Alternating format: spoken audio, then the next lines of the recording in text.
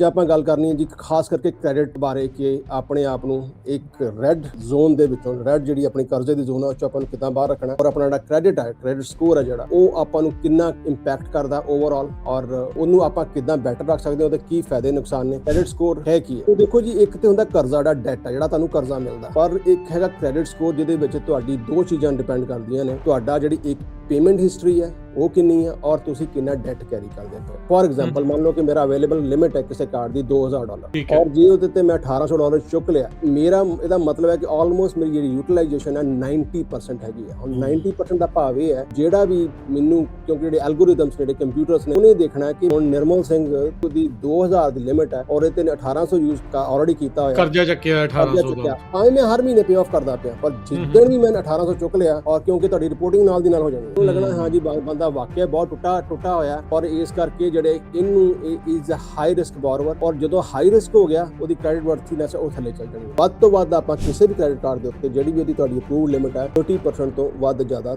ਕਦੇ ਨਾ ਚੁੱਕੋ। ਵੈਸੇ ਤਾਂ ਆਪਟੀਮਲ ਹੈ ਕਿ 10% ਤੋਂ ਵੱਧ ਨਾ ਚੁੱਕੋ, 10% ਤੋਂ ਆਪਣੀ ਯੂਟਿਲਾਈਜੇਸ਼ਨ ਥੱਲੇ ਰੱਖੋ ਔਰ ਜੇ ਕਿਤੇ ਲੋੜ ਵੀ ਪੈ ਜਾਂਦੀ ਹੈ ਤੇ ਸਟਿਲ ਕੀਪ ਇਟ ਟੂ 30%। ਉਹਨੂੰ ਆਪਾਂ ਜਿੰਨਾ ਮੇਨਟੇਨ ਰੱਖਦੇ ਹਾਂ, ਜੇ 3-4 ਚੀਜ਼ਾਂ ਜਿਹੜੀ ਸਾਨੂੰ ਬੈਨੀਫੀਸ਼ੀਅਲ ਹੁੰਦੀਆਂ ਨੇ ਚੰਗੇ ਸਕੋਰ ਦੇ ਵਿੱਚ, ਇੱਕ ਤਾਂ ਤੁਹਾਨੂੰ ਇੰਟਰਸਟ ਰੇਟ ਜਦੋਂ ਤੁਸੀਂ ਗੱਡੀ ਜਾਂ ਘਰ ਲੈਣ ਜਾਂਦੇ ਹੋ ਜਾਂ ਤੁਹਾਨੂੰ ਇੰਟਰਸਟ ਰੇਟ ਚੰਗਾ ਮਿਲਦਾ, ਤੇ ਦੂਜੀ ਗੱਲ ਜੇ ਤੁਸੀਂ ਤੁਹਾਡੀ ਜਿਹੜੀ ਕੁਆਲੀਫਿਕੇਸ਼ਨ ਹੁੰਦੀ ਹੈ ਤੇ ਲੋਨ ਕੁਆਲੀਫਿਕੇਸ਼ਨ, ਜੇ ਤੁਹਾਡਾ ਸਕੋਰ ਹੈ ਚੰਗਾ ਤਾਂ ਤੁਸੀਂ qualify for a good loan. ਕਈ ਵਾਰ ਤੁਸੀਂ ਕੁਆਲੀਫਾਈ ਵੀ ਨਹੀਂ ਹੁੰਦੇ। ਥੋੜੇ ਜਿਹੇ ਸਾਨੂੰ ਟਿਪਸ ਵੀ ਦੱਸੋ ਵੀ ਕ੍ਰੈਡਿਟ ਸਕੋਰ ਨੂੰ ਬੈਟਰ ਕਿੱਦਾਂ ਜਿਹੜਾ ਉਹ ਰੱਖਣਾ, ਕਿਹੜੀਆਂ ਹੈਬਿਟਸ ਆ ਜਿਹੜੀਆਂ ਤੁਹਾਨੂੰ ਜਦੋਂ ਇੱਕ ਵਾਰੀ ਤੁਸੀਂ ਕ੍ਰੈਡਿਟ ਕਾਰਡ ਲੈ ਲੈਂਦੇ ਆ ਵੀ ਉਹ ਤੁਹਾਨੂੰ ਫੋਲੋ ਕਰਨੀਆਂ ਚਾਹੀਦੀਆਂ ਆ। ਬਹੁਤ ਸਾਰੇ ਲੋਕ ਦੇਖੇ ਆ ਉਹ ਜਦੋਂ ਕੋਈ ਚੀਜ਼ ਕ੍ਰੈਡਿਟ ਕਾਰਡ ਤੋਂ ਬਾਏ ਕਰਦੇ ਨਾਲ ਦੇ ਨਾਲ ਹੀ ਪੇ ਕਰ ਦਿੰਦੇ ਆ। ਕੀ ਇਹ ਬੈਟਰ ਆਪਸ਼ਨ ਹੁੰਦੀ ਆ ਕਿ ਕ੍ਰੈਡਿਟ ਕਾਰਡ ਦੇ ਉੱਤੇ ਮਹੀਨਾਦਾਰ ਬਾਏ ਕਰਕੇ ਬਾਅਦ ਦੇ ਵਿੱਚ ਪੂਰੀ ਸਟੇਟਮੈਂਟ ਪੇ ਆਫ ਕਰਨੀ, ਉਹ ਬੈਟਰ ਹੁੰਦਾ ਆ? ਸੋ ਕੀ ਟਿਪਸ ਜਿਹੜੀਆਂ ਇਸ ਦੇ ਵਿੱਚ ਹੁੰਦੀਆਂ? ਜਦੋਂ ਮੈਂ ਨਵਾਂ ਯੂਐਸ ਦੇ ਵਿੱਚ ਆਇਆ, ਨਵਾਂ ਕ੍ਰੈਡਿਟ ਕਾਰਡ ਲਿਆ ਤਾਂ ਉਦੋਂ $1000 ਦੀ ਲਿਮਿਟ ਮਿਲੀ ਤੇ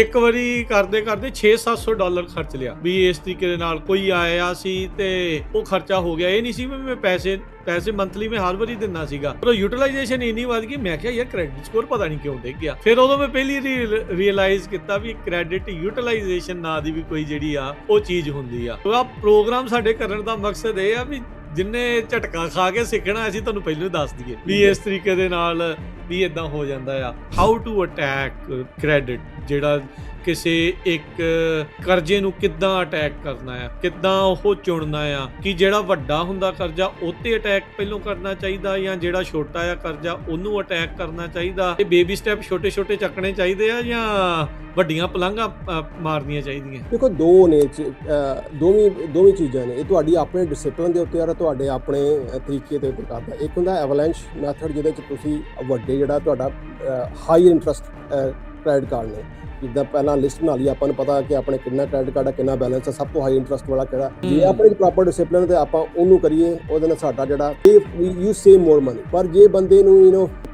ਫਾਸਟਰ ਰਿਜ਼ਲਟ ਤੇ ਬੈਟਰ ਮੋਟੀਵੇਸ਼ਨ ਚਾਹੀਦੀ ਹੈ, ਫਿਰ ਆਪਾਂ ਛੋਟੇ ਕਾਰਡਾਂ ਨੂੰ ਸ਼ੁਰੂ ਕਰ ਸਕਦੇ ਹਾਂ ਕਿ ਹਾਂ ਵੀ ਛੋਟਾ ਕਾਰਡ ਪਹਿਲਾਂ ਪੇ ਆਫ ਕਰ ਦਈਏ, ਫਿਰ ਆਪਾਂ ਨੂੰ ਮਾੜਾ ਜਿਹਾ ਹੌਸਲਾ ਹੋ ਜਾਂਦਾ ਕਿ ਇੱਕ ਘਟ ਗਿਆ, ਫਿਰ ਅਗਲਾ ਛੋਟਾ ਪੇ ਕਰੀਏ, ਇੱਕ ਹੋਰ ਘਟ ਗਿਆ। ਤੁਸੀਂ ਐਵਲਾਂਚ ਨੂੰ ਪ੍ਰੈਫਰ ਕਰਦੇ ਹੋ ਕਿ snowball method? Punjabi radio USA, Punjabi TV USA ਦੇ ਉੱਤੇ ਸਵਾਗਤ ਹੈ। ਮੈਂ Rajkanvir Singh program market pulse ਲੈ ਕੇ ਹਾਜ਼ਰ ਹਾਂ।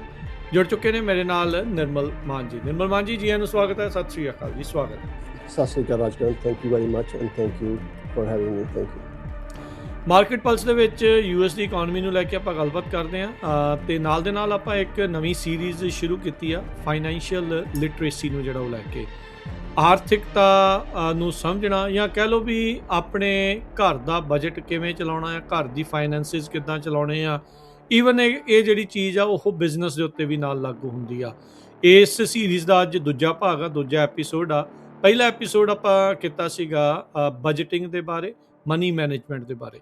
ਜੇ ਤੁਸੀਂ ਮਿਸ ਕਰ ਗਏ ਆ, ਅਜੇ ਤੱਕ ਨਹੀਂ ਦੇਖਿਆ ਜਾਂ ਨਹੀਂ ਸੁਣਿਆ, ਤਾਂ ਤੁਸੀਂ ਪੰਜਾਬੀ ਰੇਡੀਓ USA ਦੇ YouTube ਤੇ Facebook ਚੈਨਲਸ ਦੇ ਜ਼ਰੀਏ ਜਾ ਕੇ market pulse financial literacy episode 1 budgeting ਕਰਕੇ ਸਰਚ ਕਰ ਸਕਦੇ ਹੋ। ਅੱਜ ਜਿਹੜਾ ਸਾਡਾ ਇਸ ਦੂਸਰੇ ਭਾਗ ਦੇ ਵਿੱਚ ਡੈਟ ਤੇ ਕ੍ਰੈਡਿਟ ਮੈਨੇਜਮੈਂਟ ਨੂੰ ਲੈ ਕੇ ਆਪਾਂ ਗੱਲ ਕਰਾਂਗੇ। ਅਕਸਰ ਨਿਰਮਲ ਮਾਨ ਜੀ, ਜਦੋਂ ਵੀ ਕੋਈ ਅਮਰੀਕਾ 'ਚ ਨਵਾਂ ਆਉਂਦਾ ਹੈ ਉਹਨੂੰ ਇਹ ਆਖਿਆ ਜਾਂਦਾ ਵੀ ਕ੍ਰੈਡਿਟ ਬਣਾਉਣਾ ਆ, ਕ੍ਰੈਡਿਟ ਸਕੋਰ ਵਧੀਆ ਹੋਣਾ ਜਿਹੜਾ ਉਹ ਚਾਹੀਦਾ ਆ। ਕ੍ਰੈਡਿਟ ਬਣਾਉਣ ਦੇ ਚੱਕਰ 'ਚ ਕ੍ਰੈਡਿਟ ਕਾਰਡ ਲਏ ਜਾਂਦੇ ਨੇ, ਬੈਂਕ ਦੇ ਵਿੱਚ ਖਾਤੇ ਖੁਲਾਏ ਜਾਂਦੇ ਨੇ, ਫਿਰ ਉਦੋਂ ਤੁਹਾਡੇ ਤੇ ਕਰਜ਼ਾ ਚੜ੍ਹਨਾ ਸ਼ੁਰੂ ਹੁੰਦਾ ਆ। ਕਿਹੜਾ ਕਰਜ਼ਾ ਚੰਗਾ ਆ, ਕਿਹੜਾ ਮਾੜਾ ਆ, ਕਿੱਦਾਂ ਉਸ ਨੂੰ ਕ੍ਰੈਡਿਟ ਕਾਰਡ ਨੂੰ ਯੂਜ਼ ਕਰਨਾ ਹੈ, ਜਾਂ ਕ੍ਰੈਡਿਟ ਦੇ ਨਾਲ ਜੁੜੇ ਹੋਏ ਬਹੁਤ ਸਾਰੇ ਮਿੱਥ ਨੇ, ਉਹਨਾਂ ਬਾਰੇ ਜਿਹੜੀ ਉਹ ਅੱਜ ਆਪਾਂ ਚਰਚਾ ਜਿਹੜੀ ਉਹ ਕਰਾਂਗੇ। ਸੋ ਸ਼ੁਰੂਆਤ ਦੇ ਵਿੱਚ ਨਿਰਮਲ ਮਾਨ ਜੀ, ਜੇ ਤੁਸੀਂ ਥੋੜਾ ਜਿਹਾ ਸਾਨੂੰ ਦੱਸੋ ਆਪਣੀ ਇਸ ਸੀਰੀਜ਼ ਦੇ ਇਸ ਦੂਸਰੇ ਭਾਗ ਦੇ ਬਾਰੇ। ਜੀ ਬਿਲਕੁਲ। ਸੋ ਪਹਿਲਾਂ ਆਪਾਂ ਜੀ ਓਵਰਆਲ ਗੱਲ ਕੀਤੀ ਲਾਸਟ ਟਾਈਮ ਕਿ ਕੀ ਇਸ ਟਾਈਮ ਕੀ ਸਿਚੁਏਸ਼ਨ ਚੱਲਦੀ ਪਈ ਹੈ ਓਵਰਆਲ, ਜਿਹੜਾ ਕਿੱਦਾਂ ਆਈ ਥਿੰਕ ਥੋੜਾ ਜਿਹਾ ਹਮੇਸ਼ਾ ਜਿੱਦਾਂ ਕਰਦੇ ਹੁੰਦੇ ਕਿ ਓਵਰਆਲ ਆਪਾਂ ਗੱਲ ਕਰਦੀ ਹੈ ਕਿ ਕੀ ਇਕਨੋਮੀ ਜੀ। ਸਿਚੁਏਸ਼ਨ ਚੱਲਦੀ ਪਈ ਹੈ। ਸੋ ਜਨਰਲੀ ਤੇ ਕੋਈ ਆਪਾਂ ਜੇ ਮੋਟਾ ਵੇਖੀਏ ਤੇ ਕੋਈ ਜ਼ਿਆਦਾ ਡਿਫਰੈਂਸ ਨਹੀਂ ਹੈਗਾ ਜੋ ਪਿਛਲੇ ਹਫਤੇ ਹਨ ਜਾਂ ਉਹ ਤੋਂ ਪਿਛਲੇ ਹਫਤੇ ਹਨ। ਮੋਰ ਲੈਸ ਉਹੀ ਚੀਜ਼ਾਂ ਨੇ ਇਸ ਟਾਈਮ ਜੇ ਆਪਾਂ ਰਾਜਕਾਰਨ ਗੱਲ ਕਰੀਏ, ਜਿਹਦੇ ਵਿੱਚ ਇਨਫਲੇਸ਼ਨ ਆ ਗਈ, ਸਟੇਟ ਆਫ ਹਾਰਮੂਜ਼ ਆ ਗਈ, ਲੜਾਈ ਹੋ ਗਿਆ, ਇਨਫਲੇਸ਼ਨ ਹੋ ਗਈ। ਸੋ ਇਹ ਜਿਹੜੀਆਂ ਮੋਟੀਆਂ ਚੀਜ਼ਾਂ ਨੇ ਅਜੇ ਇਕਨੋਮੀ ਨੂੰ ਇੰਪੈਕਟ ਕਰਦੀਆਂ ਪਈਆਂ ਨੇ, ਜਿਹਦੇ ਕਰਕੇ ਜੋ dollar doesn't go that for. ਮੋਟਾ ਜੇ ਆਪਾਂ ਓਵਰਆਲ ਚੀਜ਼ਾਂ ਜਿਹੜੀਆਂ ਨੇ ਅਜੇ ਵੀ ਲੋਕੀ ਸਫਰ ਕਰਦੇ ਪਏ ਨੇ ਓਵਰਆਲ ਇਸ ਪ੍ਰੋਬਲਮ ਦੇ ਵਿੱਚ ਹੈਗੇ ਨੇ ਕਿਤੇ ਨਾ ਕਿਤੇ। ਆਪਾਂ ਜੇ ਚਾਹੀਏ ਤੇ ਜੇ ਗੱਲ ਕਰੀਏ ਤੇ ਓਵਰਆਲ ਇਸ ਹਾਂਜੀ ਸਿਚੁਏਸ਼ਨ ਇਦਾਂ ਦੀ ਹੋਈ ਜਿਹੜੀ ਉਹ ਇਸ ਟਾਈਮ ਬਣੀ ਪਈ ਆ ਵੀ ਨਾਟ ਸੋ ਗੁੱਡ। ਫਿਊਚਰ ਆਊਟਲੁੱਕ ਕੋ ਬੜਾ ਗੁੱਡ ਨਹੀਂ। ਇਨਫੈਕਟ ਇਸ ਵੀਕ 'ਚ ਇੱਕ ਸਰਵੇ ਵੀ ਆਪਾਂ ਦੇਖਿਆ ਸੀਗਾ ਜਿਸ 'ਚ ਬਹੁਤੇ ਅਮਰੀਕਨਜ਼ ਇਕਨੋਮੀ ਨੂੰ ਲੈ ਕੇ ਥੋੜੀ ਨਿਰਾਸ਼ਾਵਾਦੀ ਸੋਚ ਨੇ। ਉਹ ਕਹਿ ਰਹੇ ਆ ਵੀ ਖਾਸ ਕਰਕੇ ਪ੍ਰੈਜ਼ੀਡੈਂਟ ਨੂੰ ਲੈ ਕੇ ਕਹਿ ਰਹੇ ਆ ਵੀ ਉਹ ਡਿਸਅਪਰੂਵ ਜਿਹਾ ਕਰ ਰਹੇ ਆ। ਮੋਰ ਦੈਨ 60 to 70% ਲੋਕ ਕਹਿ ਰਹੇ ਆ ਵੀ ਜਿਸ ਤਰੀਕੇ ਨਾਲ ਇਕਨੋਮੀ ਹੈਂਡਲ ਹੋ ਰਹੀ ਆ ਉਤੋਂ ਖਾਸੇ ਉਹ ਨਿਰਾਸ਼ ਨੇ, ਖੁਸ਼ ਨਹੀਂ ਹੈਗੇ। ਸੋ that tells us a lot too। ਬਿਲਕੁਲ ਜੀ ਬਿਲਕੁਲ। ਸੋ ਆਪਾਂ ਨਾ ਅੱਜ ਗੱਲ ਹਾਂਜੀ ਤੇ ਹੁਣ ਗੱਲ ਇਹ ਦੇਖੋ ਕਿ ਹੁਣ ਕਈ ਵਾਰ ਇਹ ਵੀ ਆ ਰਿਹਾ ਕਿ ਜਿਹੜੀ ਤੁਹਾਡੀ ਸਟਾਕ ਮਾਰਕੀਟ ਆ ਇਟਸ ਰੈਕੋਰਡ ਹਾਈ ਇਸ ਟਾਈਮ ਸਭ ਤੋਂ ਉੱਪਰ ਜਾ ਰਹੀ ਹੈ, ਪਰ ਫਿਰ ਵੀ ਲੋਕਾਂ ਦੇ ਵਿੱਚ ਜਿਹੜਾ ਇੱਕ ਵੱਡਾ ਜੇ ਦੇਖੀਏ ਤੇ ਜੇ ਕੰਜ਼ਿਊਮਰ ਕੌਨਫੀਡੈਂਸ ਦੇਖੀਏ ਉਹ ਲੋ ਬਣਿਆ ਹੋਇਆ। ਰੀਜ਼ਨ ਬੀਇੰਗ ਕਿ ਜਿਹੜਾ dollar doesn't go that for, ਔਰ ਖਾਸ ਕਰਕੇ ਜੇ ਤੁਹਾਡੀ ਇਕਨੋਮੀ ਹੈ ਉਹ ਬੜੀ ਜਿਹੜੀ ਇਕਨੋਮੀ ਜਿਹੜੀ ਤੁਹਾਡੀ ਇਨਫਲੇਸ਼ਨ ਹੈ ਉਹ ਵੱਡੀ ਇੰਪੈਕਟ ਕਰਦੀ ਪਈ ਹੈ, ਜਿਹਦੇ ਕਰਕੇ ਆਉਣ ਵਾਲਾ ਟਾਈਮ ਥੋੜਾ ਹੋਰ ਔਖਾ ਹੋਣਾ ਚਾਹੁੰਦਾ। ਔਰ ਤਾਂ ਹੀ ਆਪਾਂ ਜਦੋਂ ਡਿਸਕਸ ਕਰਦੇ ਪਏ ਹਾਂ ਕਿ ਐਸਾ ਪ੍ਰੋਗਰਾਮ ਕਰੀਏ ਜਿਹਦੇ ਵਿੱਚ ਆਪਾਂ ਐਟਲੀਸਟ ਥੋੜੇ ਫਾਈਨੈਂਸ਼ੀਅਲੀ ਲਿਟਰੇਟ ਹੋ ਜਾਈਏ, ਚਾਹੇ ਉਹ ਫਾਈਨੈਂਸ਼ੀਅਲ ਟਰਮਸ ਨੇ, ਚਾਹੇ ਉਹਦੇ ਮਾਰਕੀਟਸ ਨੇ, ਬੌਂਡਸ ਨੇ, ਸਟਾਕ ਮਾਰਕੀਟਸ ਨੇ, ਔਰ ਆਪਾਂ ਕਿੱਦਾਂ ਆਪਣਾ ਰਿਸਕ ਮਿਟੀਗੇਟ ਕਰੀਏ, ਔਰ ਕਿੱਦਾਂ ਆਪਣੀ ਪ੍ਰੋਪਰ ਫਾਈਨੈਂਸ਼ਿੰਗ ਪਲੈਨਿੰਗ ਬੈਟਰ ਕਰੀਏ, ਜਿਹਦੇ ਨਾਲ ਸਾਡਾ ਹਾਊਸ ਹੋਲਡ ਜਿਹੜਾ ਉਹ ਇਸ ਕਰੰਚ ਦੇ ਵਿੱਚੋਂ ਨਿਕਲ ਸਕੀਏ। ਸੋ ਜਿੱਦਾਂ ਤੁਸੀਂ ਗੱਲ ਕੀਤੀ ਕਿ ਅੱਜ ਆਪਾਂ ਗੱਲ ਕਰਨੀ ਹੈ ਜੀ ਖਾਸ ਕਰਕੇ ਕ੍ਰੈਡਿਟ ਬਾਰੇ, ਕਿ ਆਪਣੇ ਆਪ ਨੂੰ ਇੱਕ ਰੈੱਡ ਜ਼ੋਨ ਦੇ ਵਿੱਚੋਂ, ਰੈੱਡ ਜਿਹੜੀ ਆਪਣੀ ਕਰਜ਼ੇ ਦੀ ਜ਼ੋਨ ਹੈ ਉਸ 'ਚੋਂ ਆਪਾਂ ਨੂੰ ਕਿੱਦਾਂ ਬਾਹਰ ਰੱਖਣਾ, ਔਰ ਆਪਣਾ ਜਿਹੜਾ ਕ੍ਰੈਡਿਟ ਹੈ, ਕ੍ਰੈਡਿਟ ਸਕੋਰ ਹੈ ਜਿਹੜਾ ਉਹ ਆਪਾਂ ਨੂੰ ਕਿੰਨਾ ਇੰਪੈਕਟ ਕਰਦਾ ਓਵਰਆਲ, ਔਰ ਉਹਨੂੰ ਆਪਾਂ ਕਿੱਦਾਂ ਬੈਟਰ ਰੱਖ ਸਕਦੇ ਹਾਂ, ਉਹਦੇ ਕੀ ਫਾਇਦੇ ਨੁਕਸਾਨ ਨੇ। ਸੋ ਜੇ ਆਪਾਂ ਇਹਦੇ 'ਚ ਆਪਾਂ ਓਵਰਆਲ ਆਪਾਂ ਮੋਟਾ 4-5 ਜਿਹੜੇ ਮੇਨ ਸਟੈਪ ਨੇ ਜਿਹੜੇ ਆਪਾਂ ਕਵਰ ਕਰਾਂਗੇ ਕਿ ਕ੍ਰੈਡਿਟ ਸਕੋਰ ਹੈ ਕੀ ਹੈ। ਸੋ ਦੇਖੋ ਜੀ, ਇੱਕ ਤੇ ਹੁੰਦਾ ਕਰਜ਼ਾ, ਜਿਹੜਾ ਡੈਟ ਹੈ, ਜਿਹੜਾ ਤੁਹਾਨੂੰ ਕਰਜ਼ਾ ਮਿਲਦਾ, ਪਰ ਇੱਕ ਹੈਗਾ ਕ੍ਰੈਡਿਟ ਸਕੋਰ ਜਿਹਦੇ ਵਿੱਚ ਤੁਹਾਡੀ ਦੋ ਚੀਜ਼ਾਂ ਡਿਪੈਂਡ ਕਰਦੀਆਂ ਨੇ ਕਿ ਤੁਹਾਡਾ ਜਿਹੜੀ ਇੱਕ ਪੇਮੈਂਟ ਹਿਸਟਰੀ ਹੈ ਉਹ ਕਿੰਨੀ ਹੈ, ਔਰ ਤੁਸੀਂ ਕਿੰਨਾ ਡੈਟ ਕੈਰੀ ਕਰਦੇ ਪਏ ਹੋ।